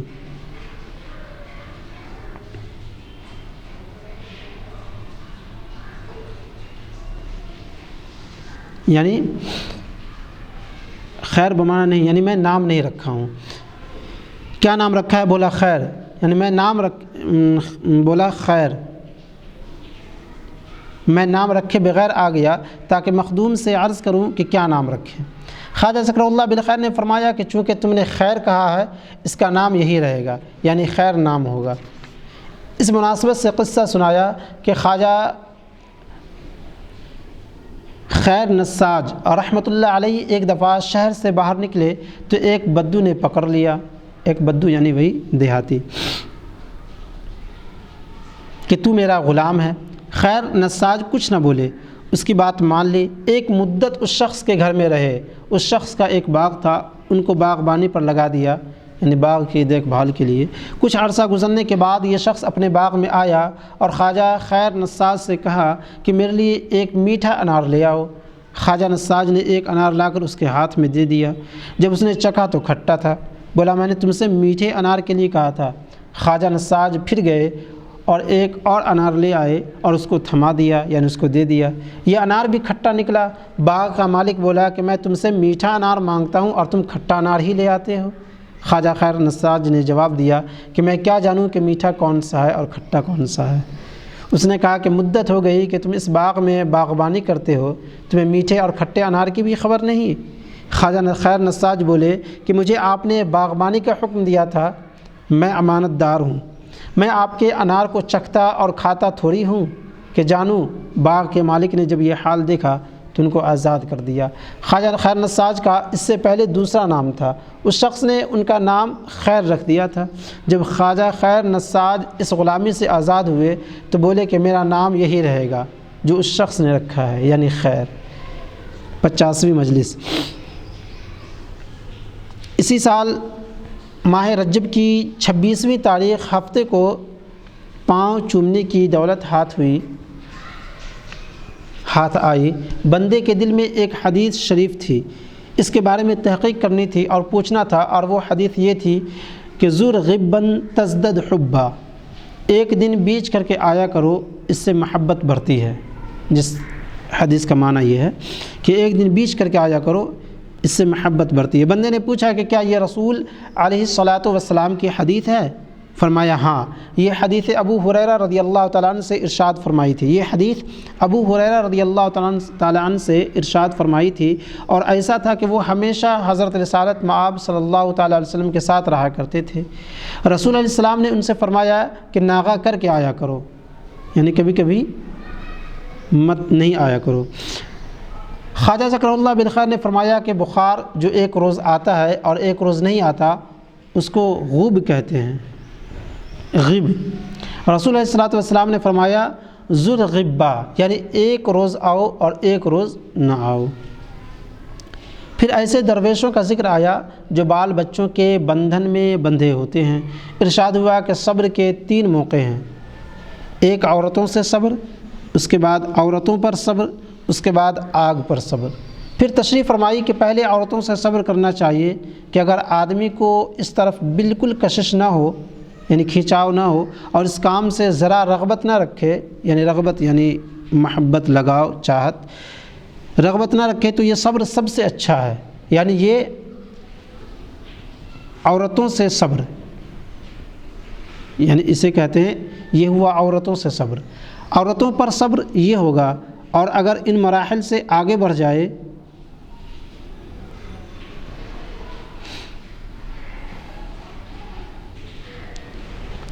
عورتوں سے صبر کا مطلب یہ ہے کہ اگر آدمی کو اس طرف بالکل کشش نہ ہو، یعنی عورت کی طرف کھنچاؤ نہ ہو، اور اس کام سے ذرا رغبت نہ رکھے، یعنی اس کام سے زیادہ رغبت نہ ہو، تو یہ صبر ہے اور سب سے اچھا صبر ہے۔ اور یہ صبر جو ہے سو عورتوں سے ہے، یعنی عورتوں سے صبر۔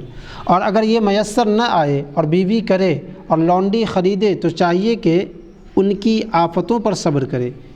عورتوں پر صبر یہ ہوگا، ایک تو عورتوں سے صبر اور عورتوں پر صبر، تو دوسرا عورتوں پر صبر۔ عورتوں پر صبر کا مطلب یہ ہوا کہ اگر یہ میسر نہ آئے، کیا کہ عورتوں کی طرف کھنچاؤ کرنا، یا یہ کہ اس سے رغبت اس پر دشوار ہو، تو کم سے کم یہ کرے کہ بیوی کے پاس جائے اور لونڈی بھی خریدے، تو چاہیے کہ ان کی آفتوں پر صبر کرے۔ تو یعنی اس کی جو آفتیں ہیں، بیوی اور لونڈی کی جو آفت ہے، اس کی طرف سے جو بھی پریشانیاں یا جو بھی چیز ہوتی ہے، تو اگر اس پر ان کی آفتوں پر صبر کرے، تو یہ عورتوں پر صبر کرنا ہوگا۔ اور اگر ان مراحل سے آگے بڑھ جائے اور گناہ سرزد ہوں، تو دوزخ کی آگ پر صبر ہوگا۔ پس میں نے صبر کی 3 قسم پائی، اول عورتوں پر صبر، دوسرے عورتوں سے اپنے اوپر صبر، تیسرے آگ پر صبر۔ والسلام۔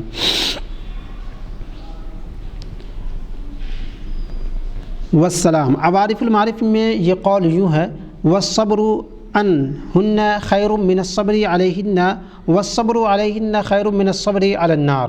اور اسے سہل بن عبداللہ کا قول بتایا ہے۔ 51ویں مجلس اسی سال ماہ شعبان کی 13ویں تاریخ منگل کو دست بوسی کی سعادت تک رسائی ہوئی۔ مولانا نور ترک کی حکایت آئی۔ بندے نے عرض کی کہ حضرت دہلی کے بعض علماء نے ان کے مذہب کے بارے میں نکتہ چینی کی ہے۔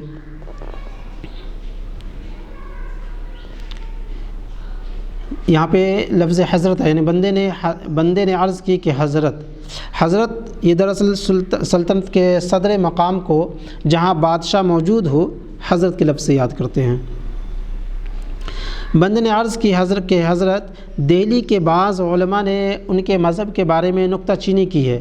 ارشاد ہوا کہ نہیں، وہ آسمان کے پانی سے بھی زیادہ پاکیزہ ہے، یعنی صاف و شفاف پاک۔ بندے نے عرض کی کہ میں نے تاریخ طبقات ناصری میں ایسا ہی لکھا دیکھا ہے کہ وہ علماء شریعت کو ناصبی اور مرجعی کہتے تھے۔ مرجعی یعنی یہ عقیدہ رکھنا کہ ہم کچھ بھی کر گزریں، محض مسلمان ہونے کی وجہ سے بخش دیے جائیں گے۔ فرمایا کہ وہ علماء شہر سے بڑا تعصب رکھتے تھے، تعصب یعنی ایک طرح سے کہہ لیجیے نفرت، کیونکہ ان کو دنیا میں آلودہ دیکھتے تھے، یعنی دنیا میں لگا ہونا، اور علماء نے اسی وجہ سے ان کے ساتھ طرح طرح کی باتیں منسوب کر دیں۔ بندے نے پوچھا کہ مرجیان اور ناصبیان کون ہیں؟ فرمایا کہ ناصبی رافضی کو کہتے ہیں، اور مرجئی اس گروہ کو جو بس رحمت ہی کی بات کرتا ہے۔ اس موقع پر یہ بھی فرمایا کہ مرجئی دو قسم کے ہیں، ایک خالص مرجئی اور ایک غیر خالص مرجئی۔ خالص مرجئی وہ ہے جو صرف رحمت کی بات کرتا ہے، اور غیر خالص مرجئی وہ ہے جو رحمت کی بات بھی کرتا ہے اور عذاب کی بھی بات کرتا ہے، اور درست مذہب یہی ہے۔ اس کے بعد مولانا نور ترک کا قصہ آیا کہ ان کو سخن گیرا، گرفتار مذہب پکڑنا سے گیرا، سخن گیرا حاصل تھا، یعنی ان کو اچھی باتوں کی اچھی پکڑ تھی، اور اس کا یہاں پہ مفہوم یوں سمجھ لیں کہ ان کی زبان میں تاثیر تھی۔ اس کے بعد مولانا نور ترک کا قصہ آیا کہ ان کو سخن گیرا حاصل تھا، یعنی ان کی زبان میں تاثیر تھی، لیکن انہوں نے کسی کا ہاتھ نہیں تھاما تھا، یعنی کسی کی مرید نہ ہوئے تھے۔ جو کچھ کہتے علم اور مجاہدے کے بل پر کہتے، بل مطلب اسی کے عروج سے کہتے، اسی کی طاقت پر کہتے، اسی کے اندازے پر کہتے۔ ایک نداف یعنی دھنیا ان کا غلام تھا، ہر روز 1 درہم مولانا کو دیتا، ان کی آمدنی کا ذریعہ بس یہی تھا۔ اس کے بعد حکایت بیان فرمائی کہ جب وہ مکے گئے تو وہیں مقیم ہو گئے۔ یہاں کا ایک آدمی وہاں پہنچا تو وہ 2 من چاول ان کے پاس لے گیا۔ من کہتے ہیں اصل میں 40 کلو کو، تو 2 من یعنی 80 kg۔ تو وہ 2 من چاول ان کے پاس لے گیا، انہوں نے لے لیے اور دعا فرمائی۔ اور واقعہ یہ گزر چکا تھا کہ ایک دفعہ سلطانہ رضیہ نے ان کے پاس خالص سونا بھیجا تھا، خالص سونا یعنی صرف اور صرف اوریجنل سونا، سونے کی اینٹ تھی، انہوں نے اس کو ٹھکرا دیا تھا۔ ہاتھ میں ایک لکڑی تھی، یہ لکڑی سونے پر مارتے تھے اور فرماتے تھے یہ کیا ہے، میرے سامنے سے لے جاؤ۔ الغرض جب اس آدمی نے وہ 2 من چاول مکے میں ان کو لے جا کر دیے اور انہوں نے لے لیے، تو اس کے دل میں خیال آیا کہ یہ وہی بزرگ ہیں جنہوں نے دہلی میں اتنے سونے کو ٹھکرا دیا تھا اور اب اتنے سے چاول قبول کر لیے۔ مولانا ترک بولے کہ اے خواجہ، تم مکے کو دہلی پر قیاس نہ کرو، اور یہ بھی سوچو کہ اس زمانے میں جوان تھا، اب وہ طاقت اور تیزی کہاں رہی ہے، اب تو میں بوڑھا ہو گیا ہوں اور یہاں چند دانے بھی غنیمت ہیں، یعنی چند دانے بھی ملنا مشکل ہے۔ اس کے بعد فرمایا کہ ایک دفعہ یہ بزرگ ہانسی پہنچے اور واعظ فرمایا، واعظ یعنی نصیحت، تقریر۔ میں نے شیخ الاسلام فرید الدین قدس اللہ سرہ العزیز سے سنا ہے کہ میں نے ان کا واعظ بہت سنا ہے۔ جب وہ ہانسی پہنچے اور واعظ شروع کیا، میں بھی ان کا واعظ سننے گیا، اور میرے کپڑے میلے اور جھیر تھے۔ جھیر مطلب یہ ہے کہ بہت زیادہ پتلا، لجھت ٹائپ کا۔ ہمارے درمیان کبھی ملاقات نہیں ہوئی تھی۔ میں جیسے ہی مسجد میں آیا اور ان کی نظر مجھ پر پڑی، پکار اٹھے کہ اے مسلمانوں، سخن کا جوہری آ گیا ہے، یعنی آوازوں کو پرکھ رکھنے والا، گفتگو الفاظوں کی پہچان رکھنے والا۔ اس کے بعد اس قدر تعریف کی کہ بادشاہوں کی بھی نہیں کی جاتی، یعنی بہت زیادہ تعریف کی گئی۔ اس کے بعد تعویذ لکھنے اور دینے کا ذکر نکلا۔ ارشاد ہوا کہ شیخ فرید الدین قدس اللہ سرہ العزیز نے ایک دفعہ شیخ الاسلام قطب الدین بختیار نور اللہ مرقدہ کی خدمت میں عرض کی کہ مخلوق مجھ سے تعویذ مانگتی ہے۔ مخلوق یعنی لوگ، اللہ تبارک و تعالیٰ کی پیدا کردہ انسان، کیا حکم ہے، لکھ کر دے دیا کروں؟ شیخ قطب الدین نے فرمایا کہ کام نہ تمہارے ہاتھ میں ہے نہ میرے ہاتھ میں، تعویذ خدا کا نام اور خدا کا کلام ہے، لکھو اور دو۔ اس کے بعد خواجہ ذکر اللہ بالخیر نے فرمایا کہ میرے دل میں بہت دفعہ خیال آتا کہ کسی اچھے فرصت کے وقت تعویذ لکھنے کی اجازت مانگوں۔ چنانچہ ایک دفعہ بدر الدین اسحاق جو حضرت کے تعویذ لکھا کرتے تھے حاضر نہ تھے، اور لوگ تعویذ لینے کے لیے آئے ہوئے تھے۔ مجھے اشارہ فرمایا گیا کہ تم لکھو۔ میں تعویذ لکھنے لگا اور مخلوق کا ہجوم ہو گیا، یعنی بھیڑ لگ گئی۔ میرے لکھنے کا کام بھی بڑھ گیا اور مخلوق کی مزاحمت بھی بہت ہونے لگی، یعنی لوگ ایک کے بعد ایک آتے گئے، بھیڑ لگتی چلے گی، بہت زیادہ بھیڑ ہو گئی۔ اس درمیان شیخ میری طرف متوجہ ہوئے اور فرمایا پریشان ہو گئے؟ میں نے عرض کی کہ شیخ میں نے عرض کی کہ شیخ پر سب روشن ہے، یعنی آپ سب جانتے ہیں۔ اس کے بعد فرمایا کہ میں نے تمہیں اجازت دی ہے کہ تعویذ لکھو اور دو۔ پھر فرمایا کہ بزرگوں کا ہاتھ سے چھو دینا بھی اثر رکھتا ہے، واللہ اعلم۔ 52ویں مجلس اسی سال ماہ رمضان کی 11ویں تاریخ پیر کو ہاتھ چومنے کی دولت تک رسائی ہوئی۔ آنے والوں میں سے جو بھی آتا سلامی کے طور پر کوئی چیز لاتا، سلامی کے طور پر کوئی چیز لاتا یعنی سلام پیش کرنے آتا تو کچھ تحفہ تحائف، نذر و نیاز۔ ایک شخص آیا اور کچھ نہ لایا۔ جب وہ واپس جانے لگا تو خواجہ ذکرہ اللہ بالخیر نے فرمایا کہ اسے کوئی چیز دی جائے۔ اس کے بعد ارشاد ہوا کہ شیخ الاسلام فرید الدین قدس اللہ سرہ العزیز نے فرمایا ہے کہ میرے پاس جو بھی آتا ہے کوئی چیز لاتا ہے، اگر کوئی مسکین آئے اور کوئی چیز نہ لائے تو مجھے ضرور اس کو کوئی چیز دینی چاہیے۔ یہ بزرگان دین کا جو واقعتاً اللہ تبارک و تعالیٰ کے خاص بندے تھے، نیک بندے، ان کا یہ اپنا طریقہ تھا۔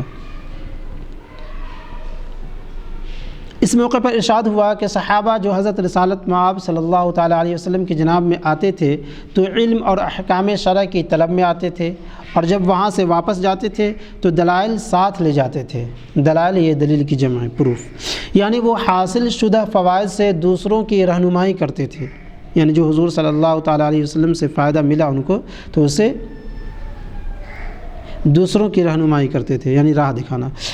جدا ہوتے وقت یعنی الگ ہوتے وقت وہ جب تک کوئی چیز کھا نہ لیتے واپس نہ جاتے۔ پھر فرمایا کہ امیر المؤمنین علی رضی اللہ تعالیٰ عنہ نے ایک روز خطبے میں فرمایا کہ مجھے بالکل یاد نہیں کہ رسول علیہ السلام نے رات تک کوئی چیز اپنے پاس رکھی ہو، صبح سے لے کر قیلولے تک۔ صبح سے لے کر قیلولہ کہتے ہیں دوپہر کے کھانے کے بعد آرام کرنے کو۔ صبح سے لے کر قیلولے تک جو کچھ ہوتا عطا فرما دیتے، اور قیلولے کے بعد جو کچھ ہوتا رات تک تقسیم فرما دیتے، یعنی بانٹ دیتے۔ اس درمیان بندے نے عرض کی کہ اسراف کیا ہے؟ اسراف یعنی فضول خرچی، اور اسراف کی حد کیا ہے؟ فرمایا کہ جو چیز بغیر نیت کے دی جائے اور اللہ واسطے نہ دی جائے وہ اسراف ہے۔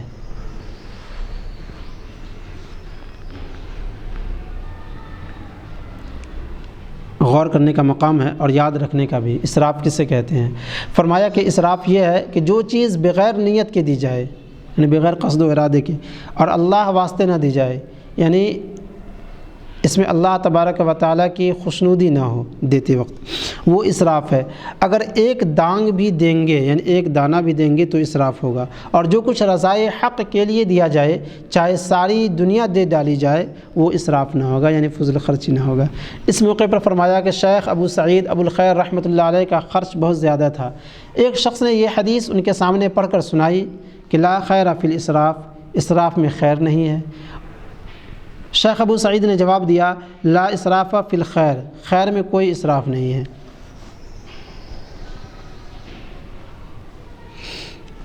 یعنی پہلے والی حدیث لا خیر فی الاسراف، آپ نے فرمایا لا اسراف فی الخیر۔ یہاں موضوع گفتگو ہمت ہو گیا۔ فرمایا کہ ہمتیں الگ الگ ہوتی ہیں۔ کوئی بزرگ تھے جن کا ایک لڑکا تھا اور ایک غلام۔ غلام میں بڑی صلاحیت تھی۔ ان بزرگ نے دونوں کو اپنے سامنے بٹھایا اور پہلے بیٹے سے پوچھا کہ تمہاری ہمت کیا ہے؟ لڑکے نے جواب دیا کہ میری ہمت ہے کہ میرے پاس گھوڑے ہوں اور بہت سے غلام ہوں۔ پھر غلام سے پوچھا کہ تمہاری ہمت کس بات کی ہے؟ غلام نے جواب دیا کہ میری ہمت یہ ہے کہ میرا جو بھی غلام ہو اس کو آزاد کر دوں، اور جو آزاد انسان ہیں انہیں احسان سے اپنا غلام بنا لوں۔ اس موقع پر فرمایا کہ ایک شخص تو یہ ہمت رکھتا ہے کہ دنیا طلب کرے، اور ایک کی ہمت یہ ہوتی ہے کہ دنیا اس کے پاس نہ پھٹکے۔ ان دونوں قسموں میں سے بہتر ہمت یہ ہے کہ اگر ملے تو سبحان اللہ اور نہ ملے تو سبحان اللہ، دونوں حال میں مگن رہے۔ پھر فرمایا کہ جو آدمی یہ کہتا ہے کہ مجھے دنیا نہیں چاہیے، اس کا یہ نہ چاہنا بھی چاہنا ہی ہے۔ اللہ کی مرضی پر راضی رہنا چاہیے، اگر مل جائے تو خرچ کر دے اور نہ ملے تو صبر کر لے اور خوش رہے۔ اس درمیان بندے کی طرف رخ کر کے فرمایا، چہرہ کر کے فرمایا کہ صدقہ فطر یعنی عید الفطر کے دن دیا جانے والا صدقہ، صدقہ فطر دیتے ہو؟ بندے نے سوال کے طور پر عرض کیا کہ کیا مجھ پر واجب ہے؟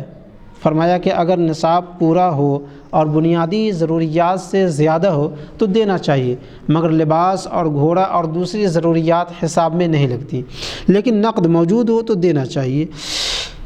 بندے نے عرض کی کہ اگر نقد رقم موجود نہ ہو تو اس صورت میں کوئی حکم نہیں فرمایا۔ پھر ارشاد ہوا کہ اس وقت تو میرے پاس بہت کچھ ہے، لیکن جس وقت میرے پاس ایک پیسہ بھی نہ تھا تو قرض لے کر میں صدقہ فطر ادا کرتا تھا۔ جب یہ حدیث مجھ تک پہنچی کہ رمضان کے روزے صدقہ فطر پر موقوف ہیں تو میں صدقہ فطر دینے لگا۔ بندہ یعنی حسن علی سجزی نے سر نیاز جھکایا اور عرض کی میں بھی تیار ہوں، آئندہ صدقہ فطر دیا کروں گا۔ ارشاد ہوا کہ اپنا صدقہ دو اور غلاموں اور چھوٹوں کی طرف سے بھی صدقہ دو۔ چونکہ بندے کو ایک گزارش کرنی تھی، اسی مجلس میں اس کو پیش کر دیا۔ بات یہ تھی کہ بندہ دیوگیر یعنی دولت آباد دکن میں تھا۔ ملیح جو میرا پرانا خدمتگار ہے، اس نے 5 تنکے میں ایک کم عمر کنیز خرید لی۔ جب لشکر شہر کی طرف واپس آنے لگا تو اس کنیز بچی کے ماں باپ کہیں سے نکل آئے اور بڑی عاجزی اور زاری اور بیچارگی کے ساتھ خدمتگار کے پاس 10 تنکے لے کر آئے۔ عاجزی مطلب اپنے آپ کو کمتر سمجھنا، منت و سماج کرتے ہوئے، اور زاری یعنی روتے ہوئے، بیچارگی کہہ لیجیے کہ مطلب مجبور۔ خلاصہ کلام اپنی عاجزی پیش کرتے ہوئے، اپنے آپ کو چھوٹا سمجھتے ہوئے، روتے گڑگڑاتے ہوئے، عاجزانہ انداز میں اپنی بیٹی کو لینے کے لیے 10 تنکے بھی لے کر کے آئے تھے، اور بڑی عاجزی اور زاری اور بے چارگی کے ساتھ خدمتگار کے پاس 10 تنکے لے کر آئے کہ یہ لے لو اور بچی کو ہمیں دے دو۔ بندے کا ان کی آہو زاری پر کلیجہ کٹ گیا، یعنی اس کے رونے وغیرہ پر۔ 10 تنکے میں میرے ہاتھ بیچ دے۔ 10 تنکے ملیح کو اپنے پاس سے دیے اور کہا کہ تو نے اسے 5 تنکے میں خریدا تھا، 10 تنکے میں میرے ہاتھ بیچ دے۔ اس نے بیچ دیا، میں نے خرید لیا۔ اس کے بعد ان کی لڑکی کو ان کے حوالے کر دیا اور جو تنکے وہ لائے تھے وہ بھی انہیں واپس کر دیے۔ بندے نے یہ کام کیا تھا۔ مخدوم کیا فرماتے ہیں؟ خواجہ ذکر اللہ بالخیر آنکھوں میں آنسو بھر لائے اور فرمایا بہت اچھا کیا۔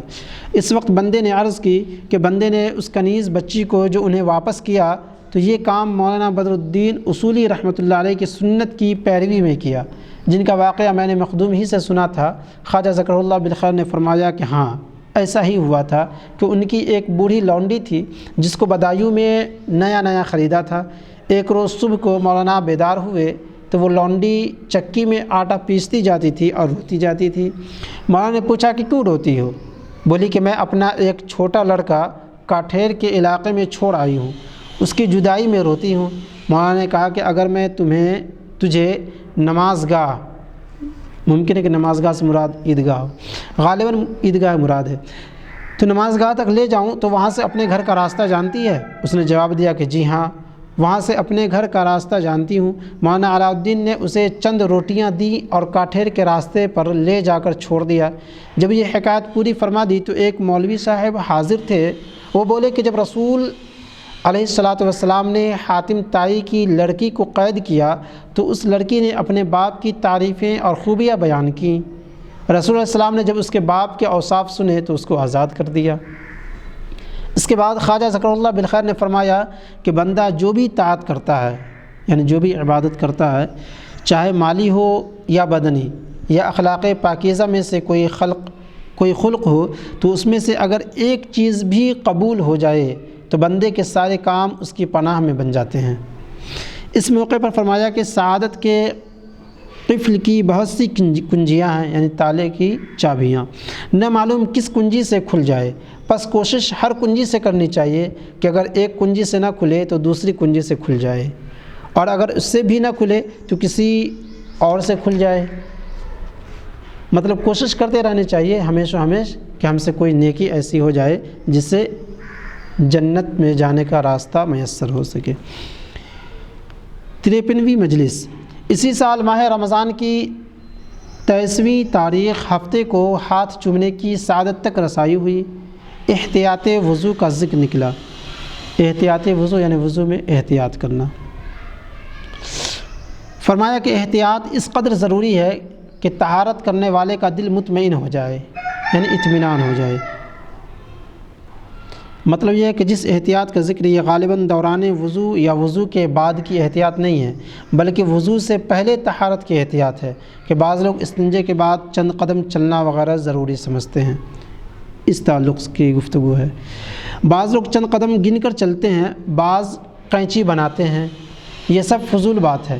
اس موقع پر فرمایا کہ مولانا علاء الدین اصولی رحمۃ اللہ علیہ کا ارشاد ہے کہ یہ بات جگہ سے تعلق نہیں رکھتی، وقت سے تعلق رکھتی ہے، یعنی یہ جو لوگ گن کر چند قدم چلتے ہیں یہ معتبر نہیں۔ اعتبار کی چیز یہ ہے کہ جس وقت بھی آدمی کا دل مطمئن ہو جائے کافی ہے، یعنی طہارت جب آپ کو احساس ہو جائے، یقین ہو جائے کہ ہاں اب مجھ سے نجس نہیں نکلے گی، گندگی نہیں نکلے گی، اب میں پاک ہو گیا ہوں، تو اتنے قدم چلنا چاہیے۔ پھر یہ ذکر آیا کہ اگر کسی کو پیشاب کے قطرے آنے کی شکایت ہو یا ہمیشہ نکسیر پھوٹتی ہو، نکسیر خون کا نکلنا، عام طور پر ناک سے آدمی کو خون نکلتا رہتا ہے تو اسے کہتے ہیں نکسیر پھوٹنا، یا ہمیشہ نکسیر پھوٹتی ہو یا اسی قسم کی کوئی اور شکایت ہو تو وہ کیا کرے؟ ارشاد ہوا کہ ایک عورت حضرت رسالت صلی اللہ علیہ وسلم کی خدمت میں آئی اور اپنا حال عرض کیا کہ اس عاجزہ کو ہمیشہ خون جاری رہتا ہے، یعنی اس بوڑھی کو ہمیشہ خون جاری رہتا ہے، میں کیا تدبیر کروں؟ رسول اللہ علیہ السلام نے فرمایا کہ ہر نماز کے وقت وضو کر لیا کرو، پھر چاہے چٹائی پر خون بہہ نکلے، یعنی ہر نماز کے لیے وضو کرو، اور نماز کے دوران ہی یا نماز کے بعد ہی اگر یہ خون نکل آئے تو اس خون سے تمہارا وضو نہیں ٹوٹے گا۔ اس کے بعد نماز پر اور نماز میں ہونے والی حضوری پر گفتگو ہونے لگی۔ بندے حسن علی سجدی نے عرض کی کہ سنا ہے شیخ الاسلام فرید الدین قدس اللہ سرہ العزیز اکثر جس جگہ تشریف فرما ہوتے نماز کے علاوہ بھی بار بار سجدہ کرتے؟ فرمایا ہاں۔ اس موقع پر ارشاد کیا کہ ایک دفعہ شیخ حجرے میں تھے، یعنی اپنے کمرے میں تھے، دروازہ بند کر دیا گیا تھا، میں نے کسی طرح دیکھا تو نظر آیا کہ بار بار کھڑے ہوتے ہیں اور سجدے میں چلے جاتے ہیں، اور یہ مصرع پڑھتے ہیں، ازبہر تو میرم زبرائے تو زیم، یعنی میں تیرے ہی لیے مروں اور تیرے ہی لیے جیوں۔ اس وقت ان کے انتقال کی حکایت آئی کہ محرم کے مہینے کی 5ویں کو ان کی بیماری کا غلبہ ہوا۔ عشاء کی نماز جماعت سے ادا فرمائی، اس کے بعد بے ہوش ہو گئے، کچھ دیر کے لیے پھر ہوش میں آئے، دریافت فرمایا کہ کیا میں نے عشاء کی نماز پڑھ لی ہے؟ عرض کیا گیا جی ہاں۔ ارشاد ہوا کہ ایک دفعہ اور مکرر پڑھ لوں، مکرر یعنی دوبارہ، کون جانتا ہے کہ کیا ہو؟ جب دوسری دفعہ نماز ادا کر لی تو پھر بے ہوش ہو گئے، اس دفعہ بے ہوشی بہت رہی، پھر ہوش میں آئے، پوچھا کہ میں نے عشاء کی نماز پڑھ لی؟ عرض کیا گیا کہ دوبارہ پڑھی ہے۔ ارشاد فرمایا کہ ایک بار اور پڑھ لوں، کون جانے پھر کیا ہو؟ چنانچہ تیسری دفعہ بھی پڑھی، اس کے بعد رحمت حق سے پیوست ہو گئے، یعنی آپ انتقال کر گئے، قدس اللہ سرہ العزیز۔ 54ویں مجلس اسی سال ذی قعدہ کے مہینے کی 13ویں تاریخ اتوار کو قدم بوسی کی دولت میسر آئی۔ پیشاور لوگوں اور نوکری کرنے والوں کا ذکر نکلا۔ زبان مبارک سے ارشاد ہوا کہ پیشوں کو حاصل کرنے اور نوکری سے تعلق رکھنے میں بہت کم ایسا ہوتا ہے کہ آخر میں سلامتی رہے۔ اس موقع پر حکایت بیان فرمائی کہ گزشتہ یعنی گزرے ہوئے دنوں میں حمید نامی ایک شخص تھے، وہ شروع زمانے میں دہلی میں تغرل کے نوکر تھے، جو آخر میں لکھنوتی کا بادشاہ بن بیٹھا تھا۔ القصہ یہ حمید اس تغرل کے نوکر تھے اور ہمیشہ اس کی خدمت میں رہتے تھے۔ چنانچہ ایک روز اس کے سامنے کھڑے تھے کہ ایک شکل نظر آئی جو کہتی تھی اے حمید تو اس شخص کے سامنے کیوں کھڑا ہے؟ یہ کہا اور غائب ہو گئی۔ خواجہ حمید حیران رہ گئے کہ کیا تھا۔ پھر ایک دفعہ اور اس کے سامنے کھڑے تھے کہ وہی صورت نظر آئی جو کہتی تھی اے حمید تو اس شخص کے سامنے کیوں کھڑا ہے؟ حمید بڑے حیران ہوئے، یہاں تک کہ تیسری بار پھر اسی صورت کو دیکھا کہ وہی بات کہتی ہے کہ اے خواجہ حمید تو اس شخص کے سامنے کیوں کھڑا ہے؟ اب کہ حمید بولے کہ کیوں نہ کھڑا ہوں، میں اس کا نوکر ہوں اور یہ میرا آقا ہے، مجھے تنخواہ دیتا ہے، میں کھڑا کیسے نہ رہوں؟ یہ صورت بولی کہ تو عالم ہے اور یہ جاہل، تو آزاد ہے اور یہ غلام، تو نیک ہے یہ بدکار، یہ کہا اور غائب ہو گئی۔ جب حمید نے یہ بات دیکھی تو اپنے آقا کے پاس گئے اور کہا کہ اگر میرے ذمے کچھ حساب ہو یا لینا دینا ہو تو اس کو چکا لیجئے، یعنی اسے پورا کر لیجئے، کیونکہ میں آپ کی نوکری نہیں کرنی چاہتا۔ مالک نے کہا کہ تم یہ کیا باتیں کر رہے ہو، شاید دماغ چل گیا ہے؟ خواجہ حمید بولے نہیں، میں آپ کے پاس نہیں رہنا چاہتا، مجھے اس سے روکا جا رہا ہے۔ جب خواجہ ذکرہ اللہ بالخیر یہاں تک پہنچے تو بندے نے عرض کیا کہ وہ صورت شاید مردان غیب میں سے کسی کی رہی ہو؟ فرمایا کہ نہیں۔ جس وقت آدمی کا باطن قدورتوں سے صاف ہو جاتا ہے، قدورت یعنی گندگیوں سے، تو ایسی چیزیں بہت دیکھتا ہے۔ ایسے اوصاف ہر آدمی میں بہت ہوتے ہیں، یعنی ایسی صفتیں ہر آدمی میں بہت ہوتے ہیں، لیکن آدمی کے برے فعلوں کی وجہ سے اس پر ظاہر نہیں ہوتے۔ یعنی ہر آدمی کے اندر اچھائیاں ہوتی ہے اور وہ اس کو ابھارنے کے لیے کوشش میں لگا رہتا ہے، لیکن وہ تمام جب انسان کے برے افعال زیادہ ہو جاتے ہیں، بری صفتیں زیادہ ہو جاتی ہیں تو وہ غالب آ جاتا ہے اور پھر وہ ظاہر نہیں ہو پاتی، چھپ جاتے ہیں وہ۔ لیکن آدمی کے برے فعلوں کی وجہ سے اس پر ظاہر نہیں ہوتے، چھپے رہتے ہیں۔ جب باطن کی پوری صفائی ہو جاتی ہے تو اس طرح کی بہت چیزیں دیکھتا ہے۔ اس وقت یہ شعر زبان مبارک پر آیا، آ نافع کہ جستی ہم باتو در گلی مست، تو از سے گلی میں بوئے ازاں نداری، یعنی تو جس مشک نافع کا متلاشی ہے،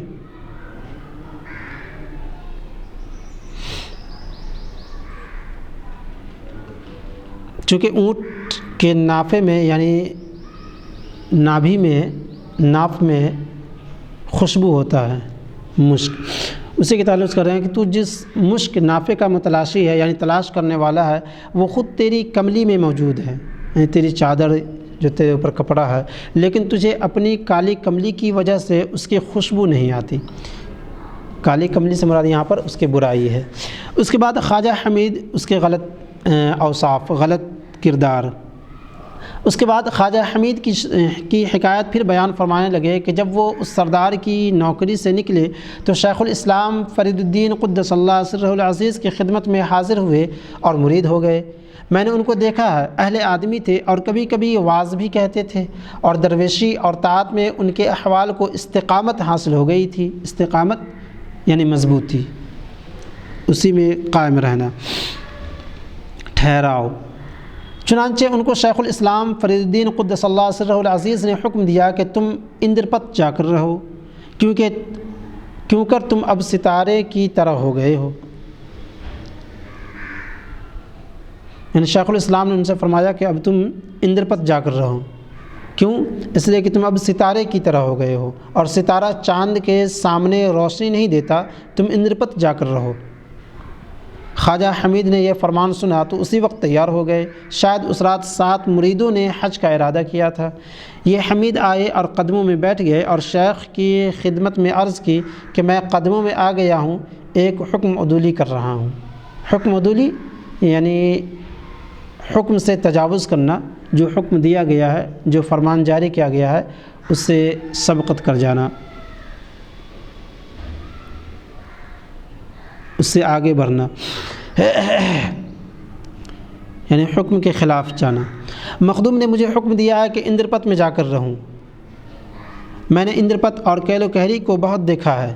میرے پیر بھائی حج کو جا رہے ہیں، مخدوم مجھے اجازت عطا کریں کہ ان کے ساتھ ہی حج کو چلا جاؤں۔ شیخ نے فرمایا کہ جاؤ۔ القصہ ان لوگوں کے ساتھ حج کو گئے اور یہ دولت حاصل کی۔ جب واپس ہوئے تو راستے ہی میں رحمت حق سے جا ملے، یعنی انتقال ہو گیا۔ اس روز ایک جوان نے بیعت کی تجدید کی تھی، یعنی دوبارہ بیعت کی تھی، تجدید معنی ہوتا ہے نیا۔ شاید اسی زمانے میں کسی طرف سے ایذا پہنچی تھی، ایذا یعنی تکلیف۔ اس کے بارے میں شعر ارشاد فرمایا، ای بسا شیر کاں تیرا آہوست، اے بسا درد کاں تورا داروست۔ بہت سے شیر ہیں جو تیرے لیے ہرن ہیں، اور بہت سے درد ہیں جو تیرے لیے دوا ہیں۔ 55ویں مجلس۔ اسی سال ماہ ذی قعدہ کی 21ویں تاریخ پیر کو دست بوسی کی سعادت تک رسائی ہوئی۔ تو توبہ قائم رہنے اور بیعت کی استقامت کا ذکر نکلا۔ فرمایا کہ جو شخص کسی پیر کا ہاتھ پکڑتا ہے اور بیعت کرتا ہے تو یہ خدا سے عہد ہوتا ہے، اور چاہیے کہ اس پر ثابت قدم رہے، اور اگر اس کو اس سے پریشانی ہوتی ہے تو پھر جیسا ہے ویسا ہی رہے۔ کسی کا ہاتھ کاہے کے لیے پکڑتا ہے؟ اس وقت فرمایا کہ جب میں شیخ الاسلام فرید الدین قدس اللہ سرہ العزیز کی بارگاہ سے وابستہ ہوا اور بیعت کر لی تو واپسی کے وقت راستے میں پیاس نے غلبہ کیا، مطلب پیاس زوروں کی لگی، لو چل رہی تھی، یعنی تیز دھوپ کی جب گرمی میں سورج زیادہ تپش ہو جاتا ہے تو اس کی وجہ سے بدن جلنے لگتا ہے، تو وہ لو چل رہی تھی اور پانی دور تھا۔ اس دوران ایک سڑک پر پہنچا تو ایک علوی کو دیکھا جنہیں میں پہچانتا تھا۔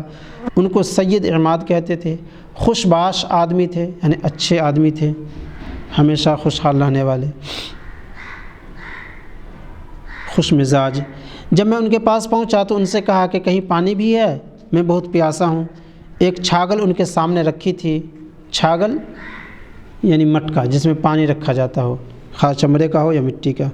بولے خوب آئے، یہ چھاگل کھولیے اور پی جائیے۔ اس چھاگل میں شراب یا بھنگ تھی، اور شراب نشہ آور چیز کی طرح ہی، بھنگ یہ نشہ آور چیز ہی کی طرح ایک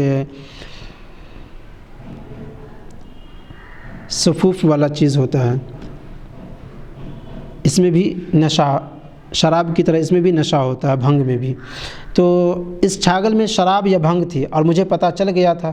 میں نے کہا کہ میں اس کو ہرگز نہیں پیوں گا۔ اس علوی نے کہا کہ یہاں قریب میں کہیں بھی پانی نہیں ہے، میں نے پانی نہ ملنے کی وجہ سے اس کو ساتھ رکھ لیا ہے، اور آگے بھی دور دور پانی نہیں ہے، اگر آپ اس کو نہیں پئیں گے تو ہلاک ہو جائیں گے۔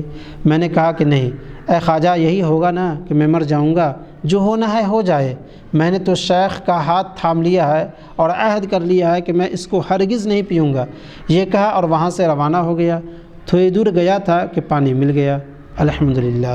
اس کے بعد حکایت بیان فرمائی کہ خواجہ حمید سوالی شیخ معین الدین کے مرید اور شیخ قطب الدین کے ہم خرقہ تھے رحمۃ اللہ علیہم اجمعین۔ جب وہ طائب ہو گئے اور انہیں خرقہ مل گیا تو ان کے پرانے ساتھی سنگی ان کے پاس آئے۔ ساتھی سنگی یعنی یہ مترادف تو نہیں ہے، لیکن ساتھی کے ساتھ استعمال کیا جاتا ہے سنگی کا، جو ساتھی کے معنی میں آتا ہے، جس میں بولتے ہیں، جیسے بولتے ہیں نا ساتھی سنگت، یہ سنگت کا اثر ہے، یعنی ساتھی کا۔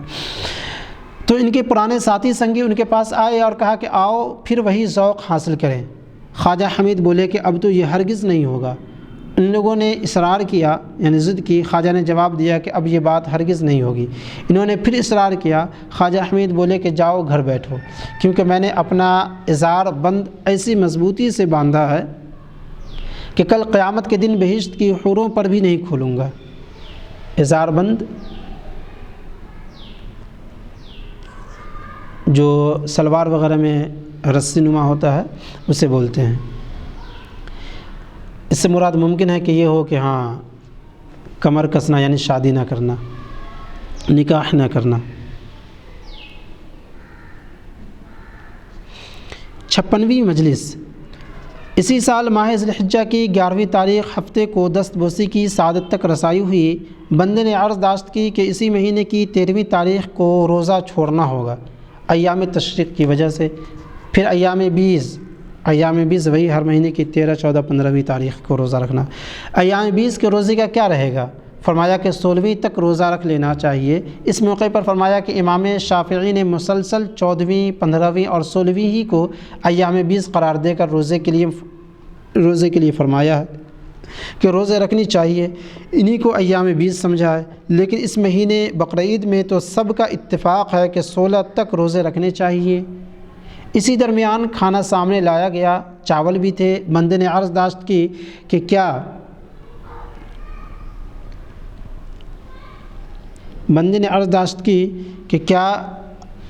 چاول میری طرف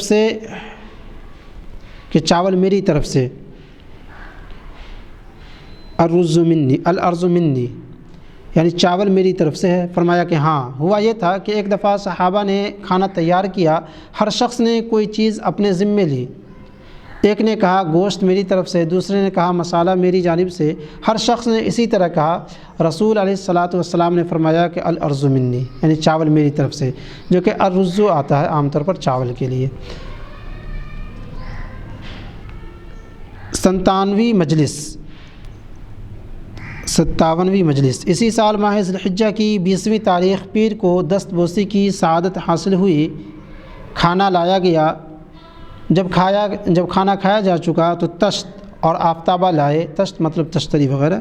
اس وقت حضرت مسکرائے اور ارشاد کیا کہ عرب میں تشت اور آفتابے کو جسے کھانے کے بعد لاتے ہیں ابولیاس یعنی نا امیدی کا باپ کہتے ہیں، یعنی نا امیدی کا سامان، کیونکہ اس کے بعد کوئی کھانے کی چیز نہیں لائی جاتی۔ اس وقت لطیفے کے طور پر فرمایا کہ ہندوستان میں پان گویا ابولیاس ہے، گویا کہ اس کے بعد کوئی کھانا نہیں لایا جاتا۔ پھر ارشاد ہوا کہ عرب میں پان نہیں ہوتا، اسی لیے آخر میں لائے جانے والے تشت و آفتابہ ابولیاس کہلاتے ہیں۔ اس موقع پر یہ بھی فرمایا کہ وہاں اس تشت و آفتابے کو ابولیاس کہتے ہیں اور نمک کو ابوالفتح یعنی کھولنے والی، شروع کرنے والی چیز۔ 58ویں مجلس ماہ ذی الحجہ کی 27ویں تاریخ پیر کو دست بوسی کے شرف تک رسائی ہوئی۔ کھانے کا ذکر نکلا۔ ارشاد ہوا کہ رسول علیہ الصلاۃ والسلام کی حدیث ہے کہ جو کھانا کھائیں متقی یعنی پرہیزگار کے ہاں کا کھائیں، اور کسی کو کھانا دیں تو وہ بھی متقی ہونا چاہیے۔ پھر فرمایا کہ جس طرح بھی ہو یہ لحاظ رکھنا چاہیے، یعنی خیال رکھنا چاہیے کہ کھانا متقی کا کھائیں، لیکن صرف متقی ہی کو کھلانا مشکل کام ہے، کیونکہ دسیوں آدمی مہمان آتے ہیں، اب کسی کو کیا خبر کہ ان میں متقی کون ہے، یعنی پرہیزگار۔ اس کے بعد ارشاد ہوا کہ ایک اور حدیث مشارق میں مجھے ملی ہے اور اس سے بہت گنجائش نکالی جا سکتی ہے۔ اس میں فرمایا گیا ہے کہ کھانا دو، چاہے کوئی بھی ہو، خواہ اس کو جانتے ہو یا نہ جانتے ہو، اور سلام کرو جو بھی سامنے آئے، چاہے اس سے شناسائی ہو یا نہ ہو، یعنی ہر جانے پہچانے آدمی کو یا انجانے آدمی بھی ہو ان سے سلام کرنا چاہیے۔ اس موقع پر حکایت بیان فرمائی کہ بدایوں میں ایک صاحب تھے، ہمیشہ روزے سے رہتے، شام کی نماز ہوتے ہی یعنی مغرب کی نماز ہوتے ہی اپنے گھر کی دہلیز پر آ کر بیٹھ جاتے یعنی چوکھٹ پہ، اور غلام دروازے کے سامنے کھڑے رہتے۔ آنے جانے والوں میں سے جو بھی گزرتا اس کو اندر بلا کر افطار کراتے۔ اس کے بعد حضرت ابراہیم صلوات اللہ علیہ وسلم کی حکایت بیان فرمائی کہ وہ کسی مہمان کے بغیر کھانا نہیں کھاتے تھے۔ ایک روز ایسا ہوا کہ کوئی مشرک ان کا مہمان بنا، مشرک یعنی شرک کرنے والا۔ حضرت ابراہیم نے جب دیکھا کہ یہ غیر ہے تو اس کو کھانا نہیں کھلایا۔ فرمانے وحی پہنچا کہ اے ابراہیم، ہم اس کو جان عطا کر سکتے ہیں اور تم روٹی نہیں دے سکتے۔ پھر حکایت بیان فرمائی کہ اس سے پہلے جب میں شہر میں تھا، ایک دفعہ کچھ صوفی شیخ بہاؤالدین رحمۃ اللہ علیہ کے مریدوں میں سے تشریف لائے۔ انہی میں سعید قریشی اور علی کہوکری اور دوسرے طالب علم بھی تھے۔ اچھی مجلس تھی، کھانا سامنے لایا گیا، سب رغبت سے شریک ہوئے، رغبت یعنی شوق سے، دلچسپی کے ساتھ۔ ایک شخص میرا پڑوسی تھا جسے شرف پیادہ کہتے تھے، وہ بھی آ گیا اور کھانے میں شریک ہو گیا، اور یہ شرف پیادہ مجعد تھا یعنی اس کے سر پر بال تھے۔ جب وہ آ کر کھانا کھانے لگا تو سعید قریشی اور چند دوسرے آدمیوں نے کھانے سے ہاتھ کھینچ لیا اور ان کو اس کے ساتھ کھانا ناگوار گزرا۔ سعید قریشی تو مجلس سے باہر چلے گئے۔ خواجہ ذکر اللہ بالخیر نے فرمایا کہ میں حیران رہ گیا کہ آخر ان کو ہوا کیا جو کھانا چھوڑ دیا۔ میں نے ان سے پوچھا کہ اس تفرقے کی کیا وجہ ہے، یعنی اس طرح کی پریشانی کی کیا وجہ ہے۔ انہوں نے جواب دیا کہ وجہ یہ ہے کہ جو شخص ہمارے ساتھ کھانا کھانے لگا وہ مجعد یعنی بالوں والا ہے۔ خواجہ ذکر اللہ بالخیر نے فرمایا کہ مجھے ہنسی آ گئی کہ یہ کہاں آیا ہے، مجعد بالوں والے کے ساتھ کھانا نہ کھائیں، اور یہ کس درجے کی خود پسندی ہے۔ اس درمیان بندے نے عرض کی کہ میں نے سعید قریشی کو آخر زمانے میں دیکھا ہے اور ہم بہت ساتھ رہے ہیں، جس حال میں میں نے انہیں دیکھا وہ اس حال جیسا نہیں رہا تھا۔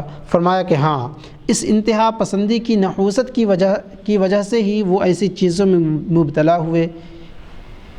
پھر معراج کا ذکر نکلا۔ ایک عزیز حاضر تھے، انہوں نے عرض کی کہ معراج کی کیا نوعیت تھی، یعنی کس طریقے کی معراج ہوئی تھی، یعنی کس قسم کی۔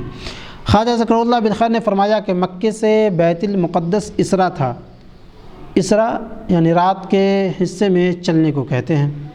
اور بیت المقدس سے پہلے آسمان تک معراج تھی، معراج یعنی بلندی عروج کو کہتے ہیں۔ اور پہلے آسمان سے قاب قوسین کے مقام تک اعراج۔ ان عزیز نے دوبارہ اپنے سوال پر اضافہ کر کے پوچھا کہ کہتے ہیں کہ جسم کو بھی معراج ہوئی اور روح کو بھی، ہر ایک کو، کیا دونوں کو یعنی جسم و روح کے ساتھ معراج ہوئی؟ کس طرح ہو سکتی ہے؟ خواجہ ذکر اللہ بالخیر یہ مصرع زبان مبارک پر لائے، فظن خیرا ولا تسأل عن الخیر، یعنی اچھا گمان رکھو اور تحقیق حال میں مت لگو۔ اس موقع پر فرمایا کہ اس پر بھی ایمان رکھنا چاہیے اور زیادہ تحقیق و تفتیش میں نہیں پڑھنا چاہیے، یعنی زیادہ چھان بین میں نہیں پڑھنا چاہیے۔